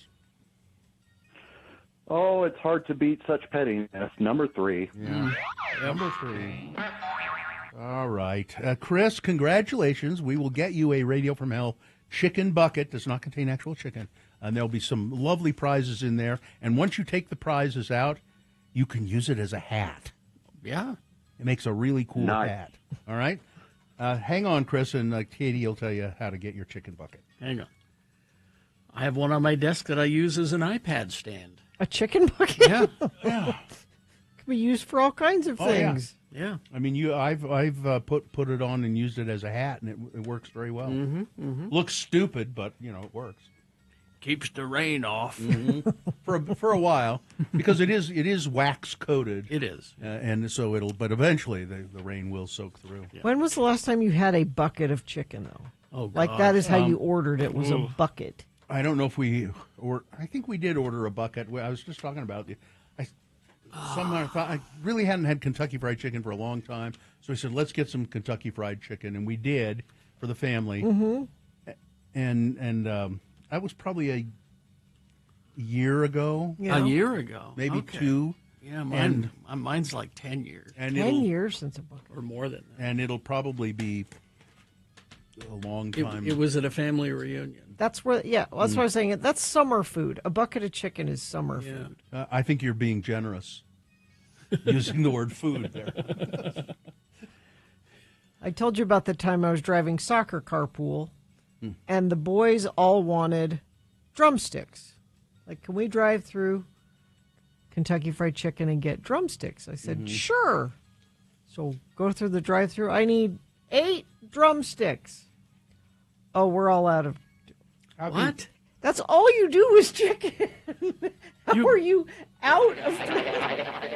Well, we had a shipment of a lot of chickens who had been been amputated. And They had other, you could get a wing or a breast, but they were out of drumsticks. Wow. Okay. Well, let's take a break. We'll be back after these messages with some big boy news. Stand by for that. UtahAdvocates.com. the advocates, that's the people that you want when you have been injured in an accident. They're personal injury attorneys, local folks, and they do a great job. It's a small law firm. And so if you've been hurt and it's somebody else's negligence, this is who you want to take care of you. You call them at 801-355-5550. They don't charge you any money for that phone call. You don't pay a dime out of pocket for any of the stuff they do for you if they take your case. Quite a few people here on the second floor have used the Yes. advocates, including Katie. And they're doing good works. They're raising money and food for the Murray Children's Pantry. They're looking for non-expired, non-perishable foods, or if it's just easier for you to donate money via Venmo at Advocates Donations. Yeah, that's really a terrific thing they're doing. Now, remember, if you are shy, you don't want to talk on the phone, you can chat with them 24 hours a day, 7 days a week online, UtahAdvocates.com.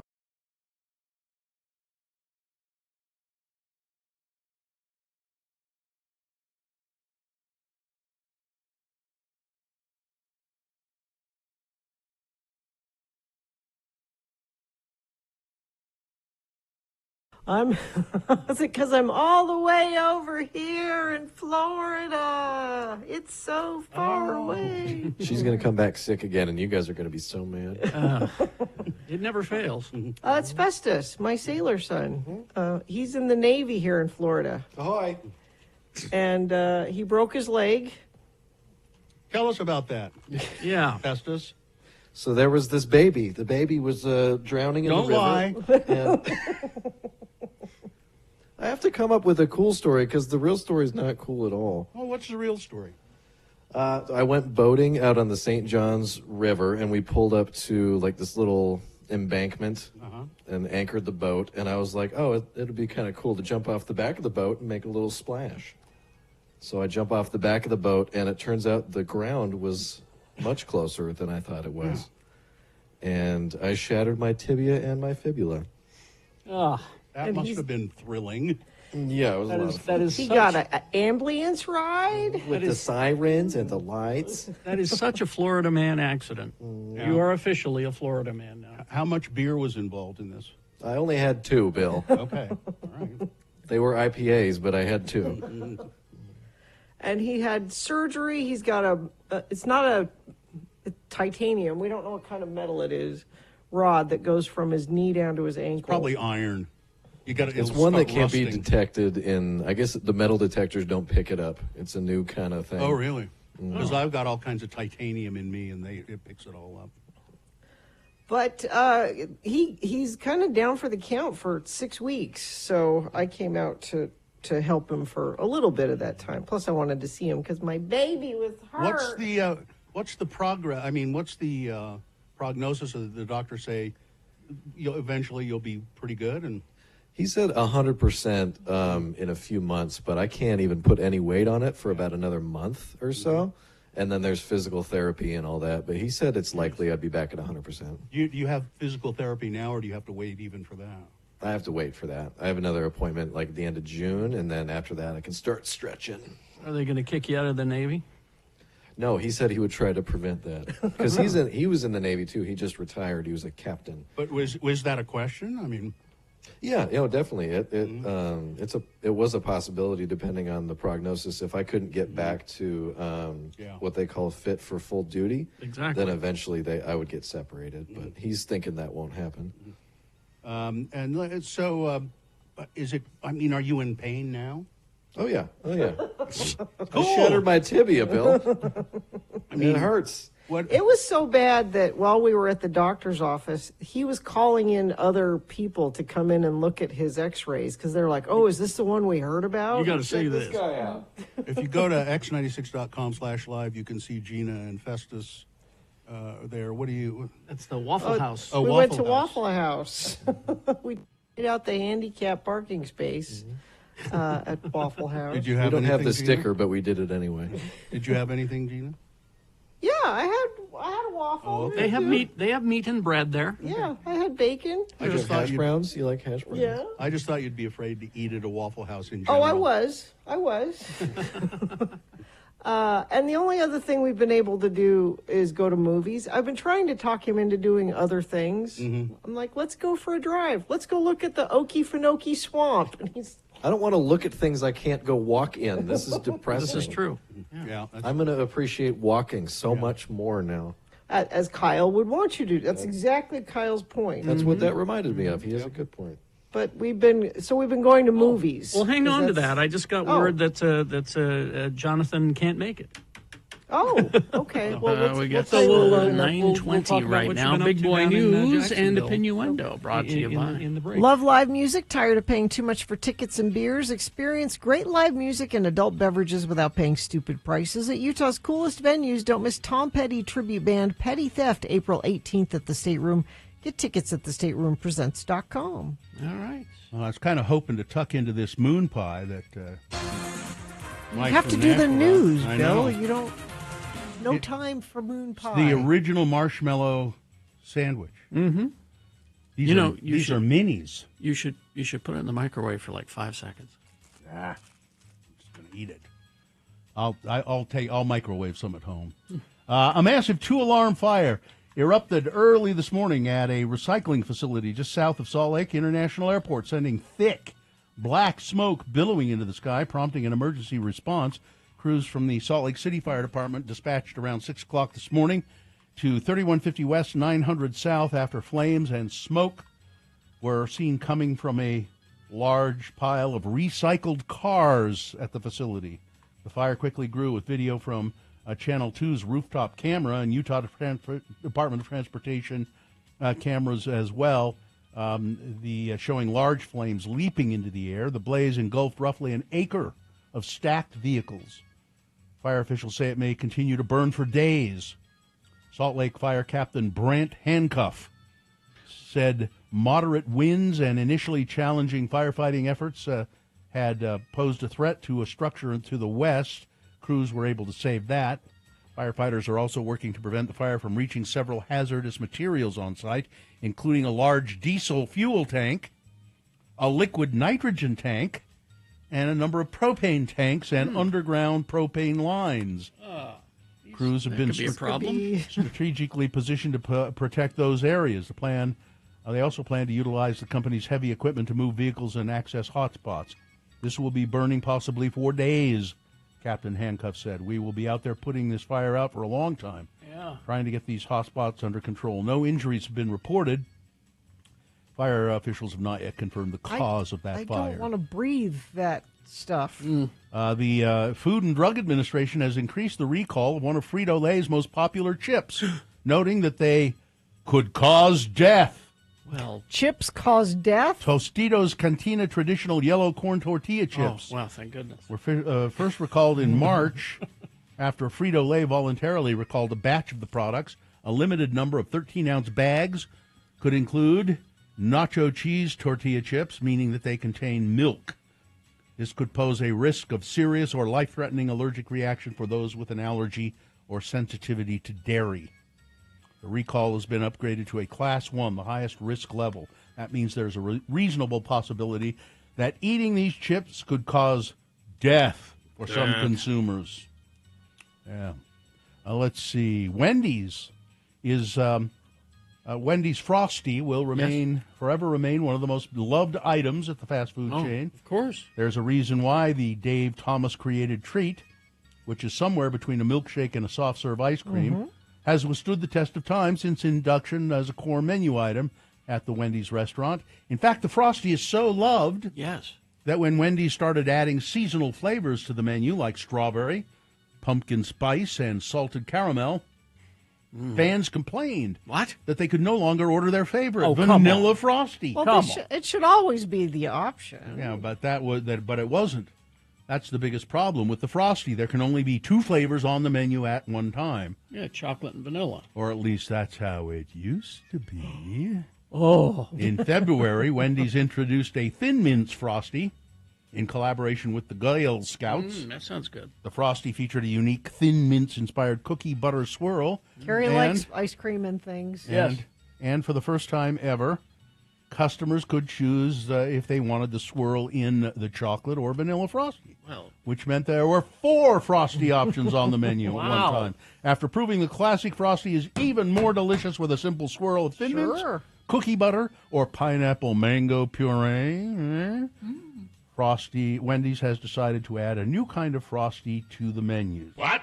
Wendy's Investor Day in early March, the chain confirmed its plans to introduce new Frosty Swirls and Frosty Fusions to the menu.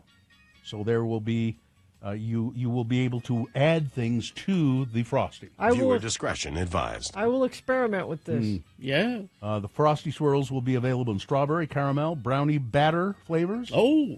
Which can be added to the chocolate or vanilla Frosty. Then later this year, Frosty Fusions will include a caramel crunch flavor. 2 collaborations with Gina. What? Pop-Tarts. What? And Oreo. Both? For a Pop-Tart Strawberry Frosty Fusion and an Oreo Brownie Batter Frosty Fusion. I will be all over that. The Frosty Fusions will feature the same Frosty Swirl sauces, but with an addition of crunchy mix-ins, like strawberry-flavored Pop-Tarts Crunchy Poppers, or classic Oreo cookies and toffee pieces. Ooh. Yeah, there you go.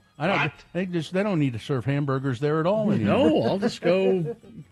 Let's see, Taco Bell.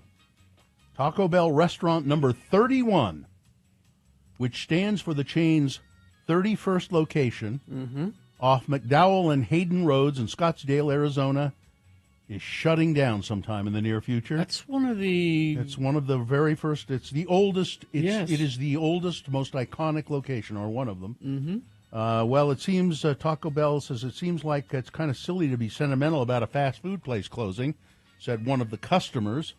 But, this is really just an icon. The location currently operates 24 hours a day. It opened in the 1960s.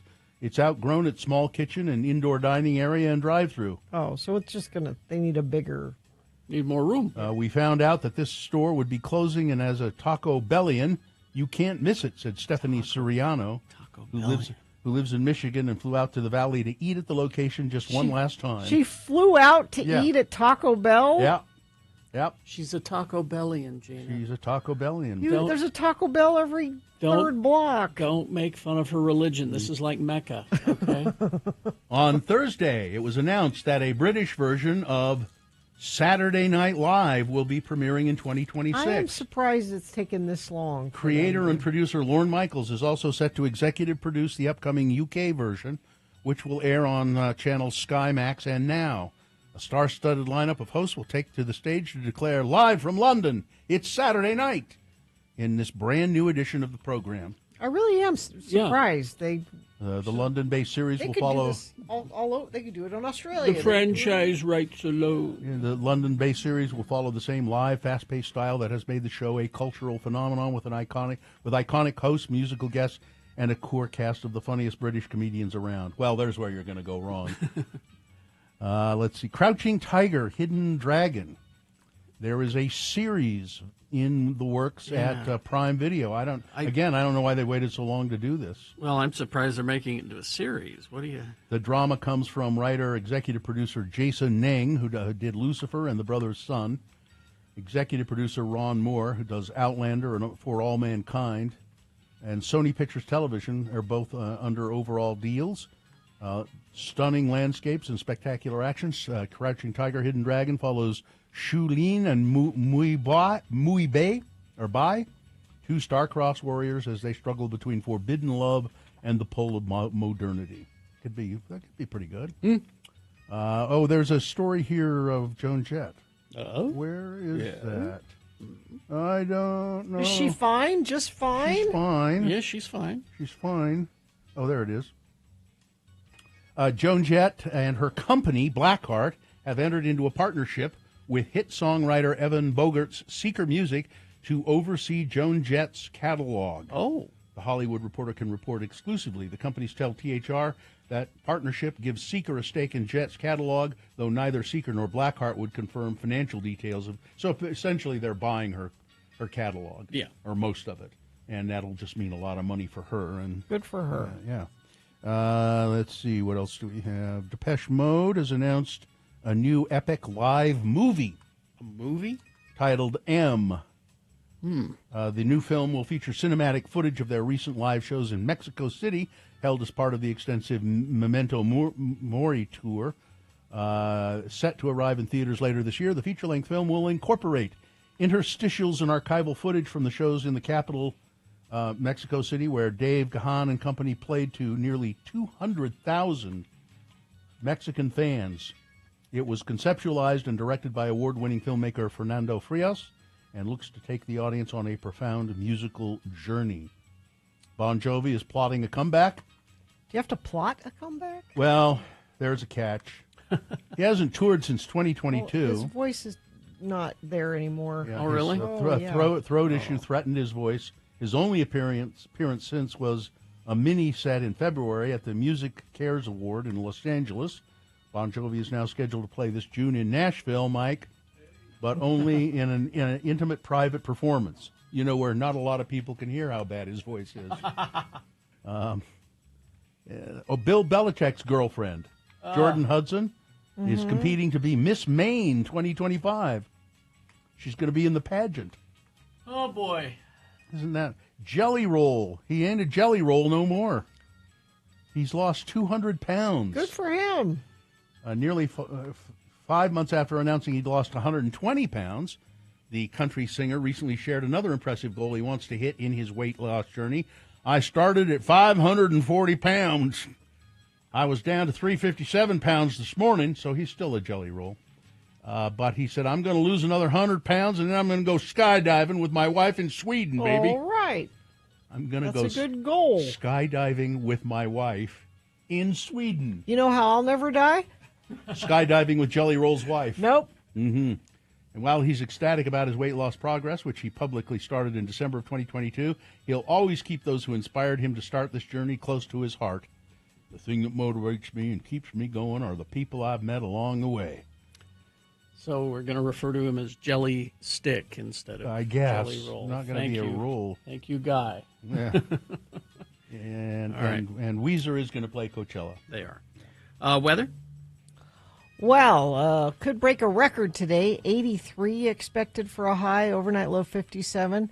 A weak cold front will come through that'll cool things down a bit. 73 Saturday, 60 on Sunday, 69 on Monday. No rain or anything associated with this, just will cool temperatures down a bit. Join Bill Allred broadcasting live at Ivory Homes in Fairhaven this Saturday from 11 to 1. He'll have some of the new Radio from Hell mugs and a chance to win some tickets to Lagoon. And some Lagoon passes, yeah. Oh, and the exact address of that place is 1822 South, 2475 West. West Haven, Utah. Thank you. Thank you. Listen to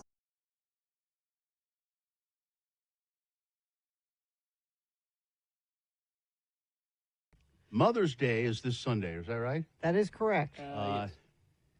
If now I know what you're doing. You're going to see Is It Me, God? You're There, Margaret. Are you there, God? It's Yeah, me, Margaret. That's what I said. I said something close to that. And is that all you'll do for Mother's Day? I mean, I don't know what else. Yeah, I mean that's the one activity. Is somebody doing something special for you? I don't know. Is it always a surprise?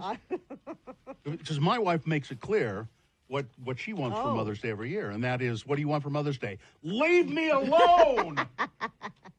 That's essentially it. You know, I want to go outside and work and plant plants all day, plant in the garden all day, and drink mimosas by myself. Leave me alone. I always planted with my mom for Mother's Day. Well, and that's historically what my kids have done on Mother's Day is I have a bunch of pots that I have out in the backyard, and they plant my pots for Mother's Day. That's my present. And I don't do anything because my wife is not my mother. But you should still. Don't you? She has children that can do things for her. She is the mother of your children. Aren't you my grateful mother. to her for that? She's that not she my mother. Birthed your children. She says, as a matter of fact, I'm not your mother. Do you do anything for Mother's Day, Carrie, with Sue? No. No, because she's not your mother. Well, no. It doesn't make sense. But I was thinking about it, too, because somebody in the chat room, and by the way, if you don't know what the chat room is, you listen to this, you ought to maybe check it out, and it's kind of interesting to participate in there and so if you go to see what people are thinking about and talking about. If you go to the X96 web page or x96.com/live, the chat room appears right below the video. Hi. And they post stuff all the time.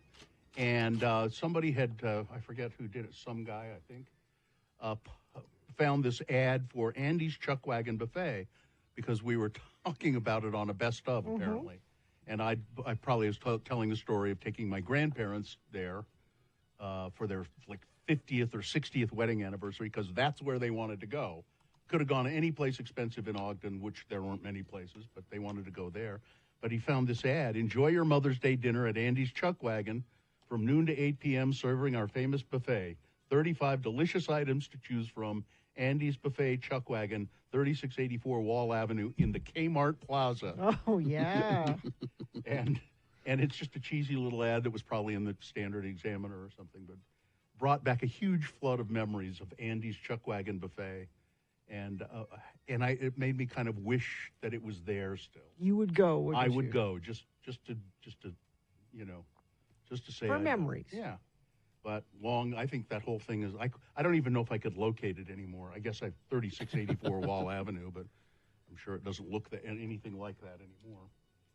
But no Andy's Chuck Wagon Buffet for Mother's sorry. Day. Nope. Somebody says, should I do something for my ex-wife? We have one child together. You could. Absolutely, you should. Well, She's, again, still the mother of your child. It would be a nice thing to... But they do have that one child who could do something. Well, maybe the child is a toddler. So they're never too early to learn. Do something for your mother. You have to teach them. Crawl over there and get her slippers. And crawl back with them. It's never a bad idea to do something nice for someone.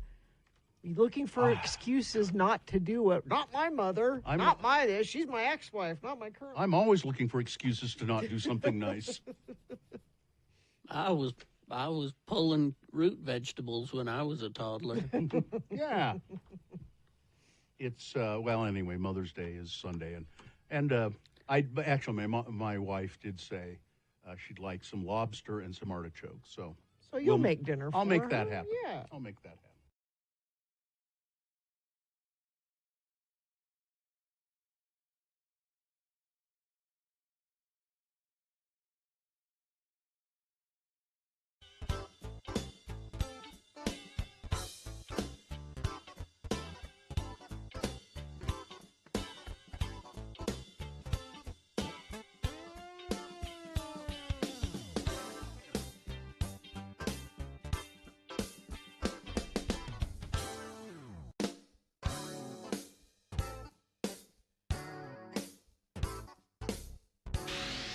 All right. We have a guest here in the studio. He is a Salt Lake City firefighter, right? Yes. Salt Lake City firefighter. His name is Donovan Minitz.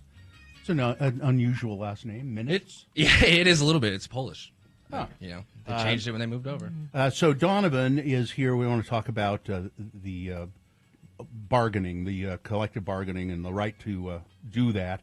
House Bill 267 referendum coalition called Project Protect Utah Workers. You want to repeal House Bill 267 through a statewide referendum. Explain what this is all about.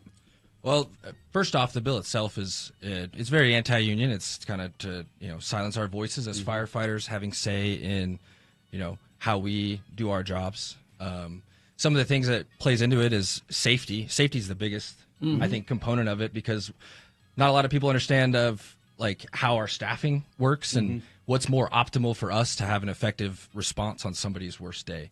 So I previously worked for a different fire department before I came to Salt Lake. And the reason I came to Salt Lake is because of the stronger union and being able to fight and collectively bargain for things like having four-handed staffing, which just means you have 4 highly trained firefighters responding on any apparatus, where a place that might not have a stronger union, they have to just because they're saving money. And... they're saving money, so they have to adhere to kind of whatever their city council wants them. So have you, as a Salt Lake, how long have you been a Salt Lake firefighter? 2 years, and I had 5 years with the previous department. Have you ever had any opportunity to actually do some collective bargaining as a firefighter? I mean, has the union done anything like that since you've been here? Yes. Yeah, the union, every 3 years, the union meets up with the city council and the mayor, and they do collective bargaining for our memorandum of understanding. Just it lays out much more than compensation. It goes all the way down to mental health, all of our peer support programs where firefighters go and support firefighters. So the Utah State Legislature would like to deprive you of that ability. Essentially, Yeah, And the same thing with school teachers. Yes. Yeah, police yes. officers, all kinds of different. Yeah, everyone. Yeah. So and you're not the folks that we want going on strike. No, We and do not want this. we have a no strike clause as is. We Oh, are yeah? going to still do, like, we're essential workers. We're still going to show up for Okay. the citizens of Salt Lake, regardless of if we're at an impasse with our union negotiations. We're still showing up with the same proper same staffing. thing with the same thing with the cops, and I think Yes. teachers have a no strike clause as well. Yes. I think. So it's just a matter of trying to help improve not just wages, but improve working conditions and all of that. Yes. So there's a petition. Talk about the petition. So the petition, you can find your local, petition signing events at protectutahworkers.com. So we're aiming to have representation from 18 of the 29 Senate districts across Utah, and we're aiming for highly populated areas in this last week of the push. So the final date is April 15th to sign the referendum. Next Now, signing the referendum doesn't get rid of it. That just puts it on the ballot Yes. so we can vote on it in the fall. Yes, thank you very much. This is There's gives the still voice work to do, yeah. Yeah, this gives the voice to the Utah voters, November 2026, on whether they think we should have collective bargaining rights or not. Mm-hmm. Is this involve other unions as well besides police, fire, and teachers? There's 19 unions in our coalition. I know there's like and an iron workers union. Yeah, trades across the board. Whether it's your linemen, like electrical linemen, gas Mhm. companies, those sorts of things. Mhm. Those jobs that require trade certifications and training, and then have on the job hazards. And this piece of legislation that the Utah State Legislature passed affects all of them. Yes. Yeah. Well, it seems to me that you ought to be able to get enough signatures. What do you need? 141,000? Is that right? Yes, 141,000. All need to be registered voters. We just need to make sure that all of the signatures match where you are registered to vote, and that way they can be legitimized, and it's not going to cause issues, because they will strike down signatures that they deem illegitimate. Yeah, or if you vote, if you sign it twice, they'll Yes. catch it probably. Yes, they will. I just got a text from somebody saying, where can I find where to sign in Ogden? So if you just go to protectutahworkers.com, it says find a signing event. You can click on that. And there's one in Roy today. You'll Between 3 and 6. What was interesting to me when I signed the petition, the young woman handed me a little slip of paper, and she said, I'm required to give you this. Or first of all, she said, you have to, when you put your address, you have to write out Salt Lake City. You can't put SLC. Yes. Really? Oh, okay. Oh, my And hell. then she handed me a little piece of paper that said, if you have any reason you want to take your name off of the petition, this little piece of paper will tell you how to do it. This is I all- promptly threw it away. Yeah, this is all stuff the legislature is trying to give little Yep. ways They to are. have your signature Yeah. not count. Yeah. So if you want to sign the petition, and I would urge everybody to do it, protectutahworkers.com.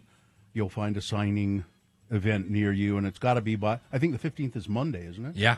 It's Oh, coming my. up quick. Yeah. We Okay, only have so- 30 days to get all of these signatures. So hit it this weekend. Go to the website, find a location near you, go down and get it signed. Yeah, make sure you're a registered voter, and don't. And if you think you already signed it, make sure. Yeah. I mean, yeah. I thought yes. I mean, I know I signed it, so I'm not going to sign it again because that'll invalidate it as well. Yeah. It's Mr. Minutes. It's a pleasure to meet you. Thanks for doing the work you do. Donovan Minutes, Salt Lake City Fire Department. Thanks for being here. Well, thank you all very much. All right, thank you very much. We will take a break. We'll be back after some messages and a song. Stand.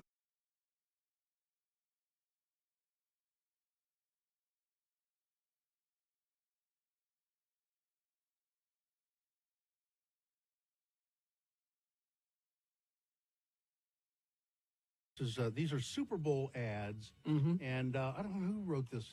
They say, how did these ever make it into the Super Bowl? They're so weird and odd, and it would be better if we showed them, but the descriptions here are pretty good.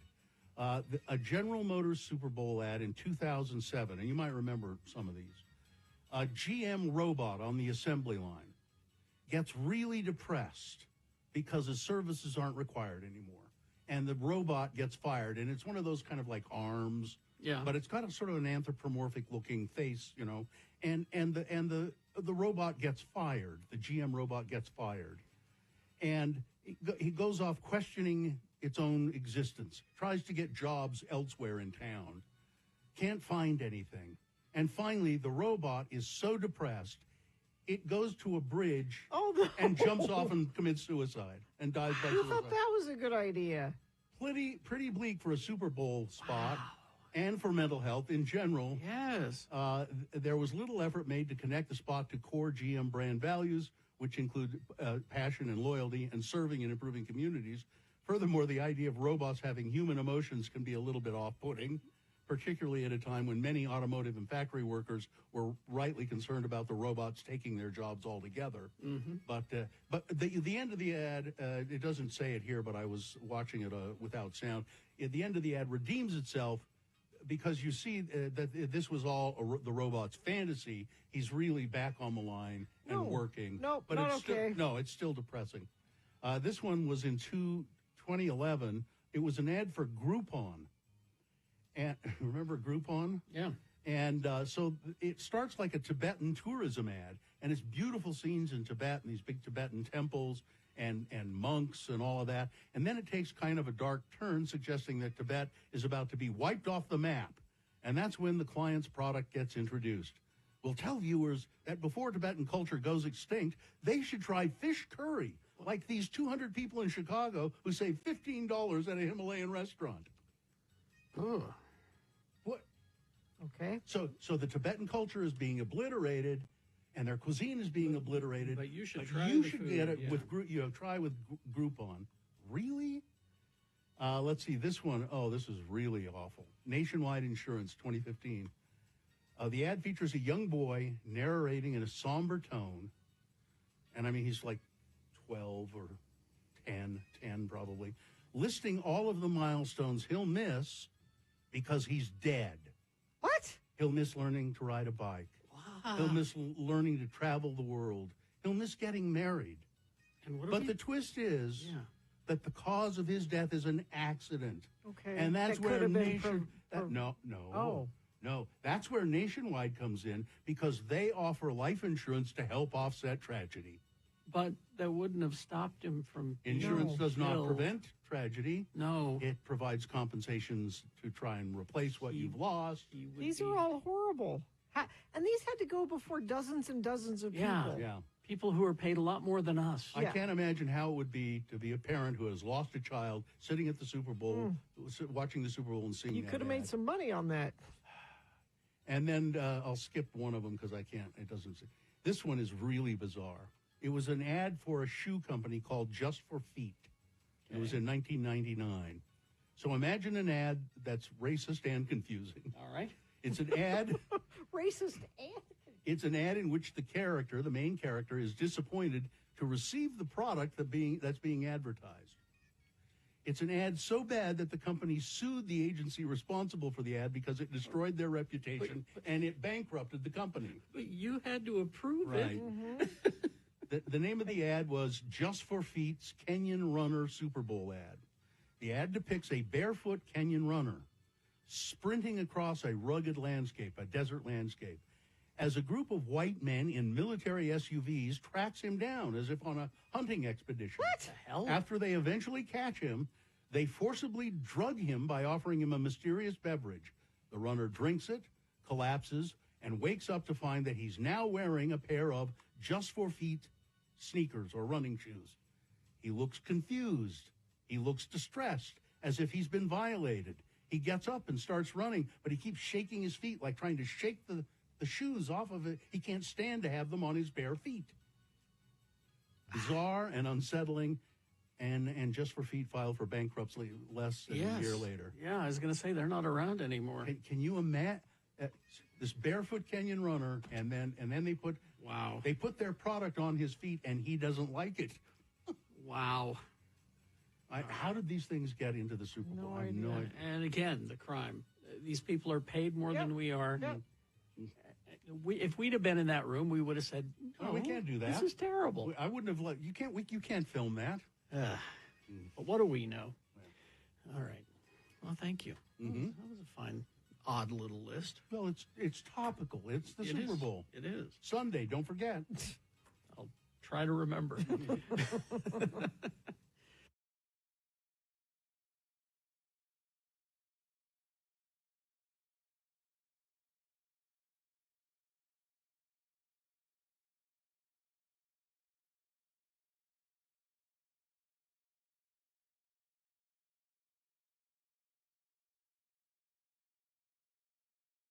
Let's see.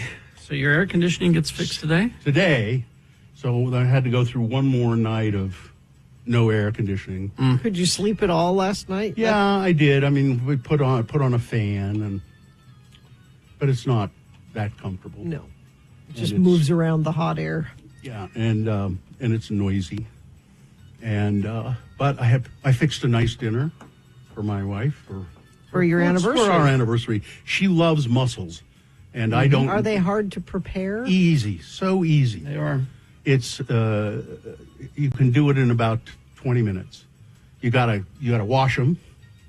Just make sure. And some of them still have a beard on them. You have to remove the beard, whatever that is.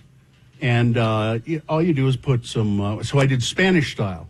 So I chopped up some chorizo, put some hot oil in a pan, and cooked the chorizo for a little bit. It was cured chorizo. Nice. Spanish chorizo. Cooked that for a little bit. Thrown in some onions and some garlic, and let that soften up.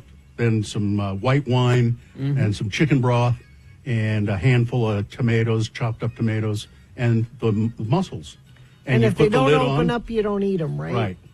And you put the lid on, and in 3 or 4 minutes, the whole process, but from the time you put the mussels in till the time you get them out, it's like 4 minutes or 5 minutes.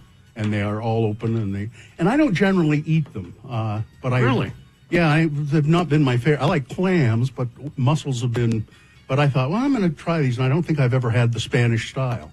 Was really good with the chorizo there, and it was excellent. So Sounds like it would be good.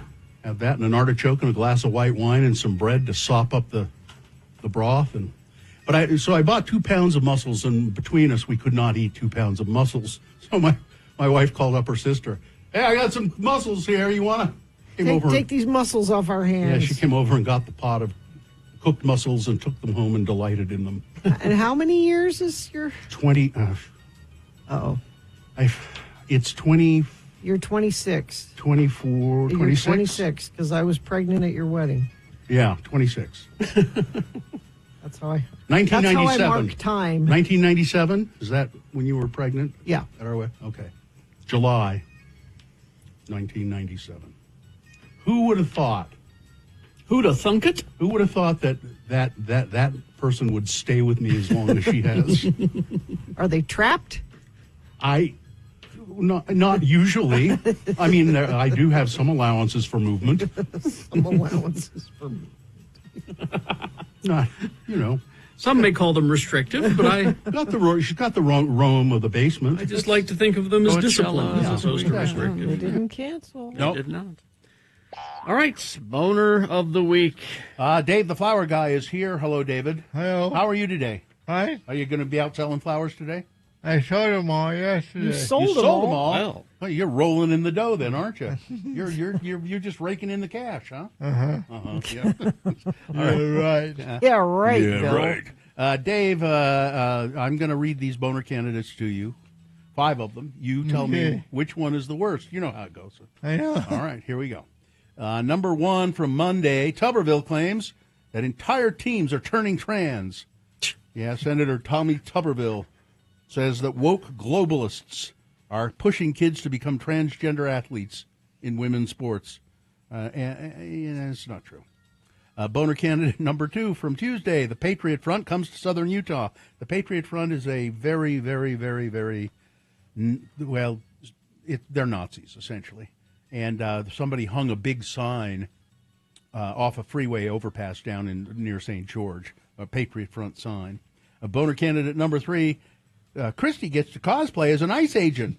Christie Nome, Donald Trump's Secretary of Homeland Security, was in a photo where she's wearing all this tactical gear and holding this really mean-looking weapon, and she is inadvertently pointing it at the head of a person she's standing next to. She's not using proper muzzle control. No, she's not.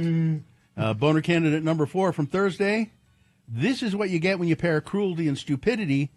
Ainsley Earhart made it clear for retirees to stop being poor. On Fox and Friends, the morning show host said when they were doing a story about an elderly retiree watching his life savings evaporate, she said, well, he probably has other money coming in, right? He isn't just relying on that.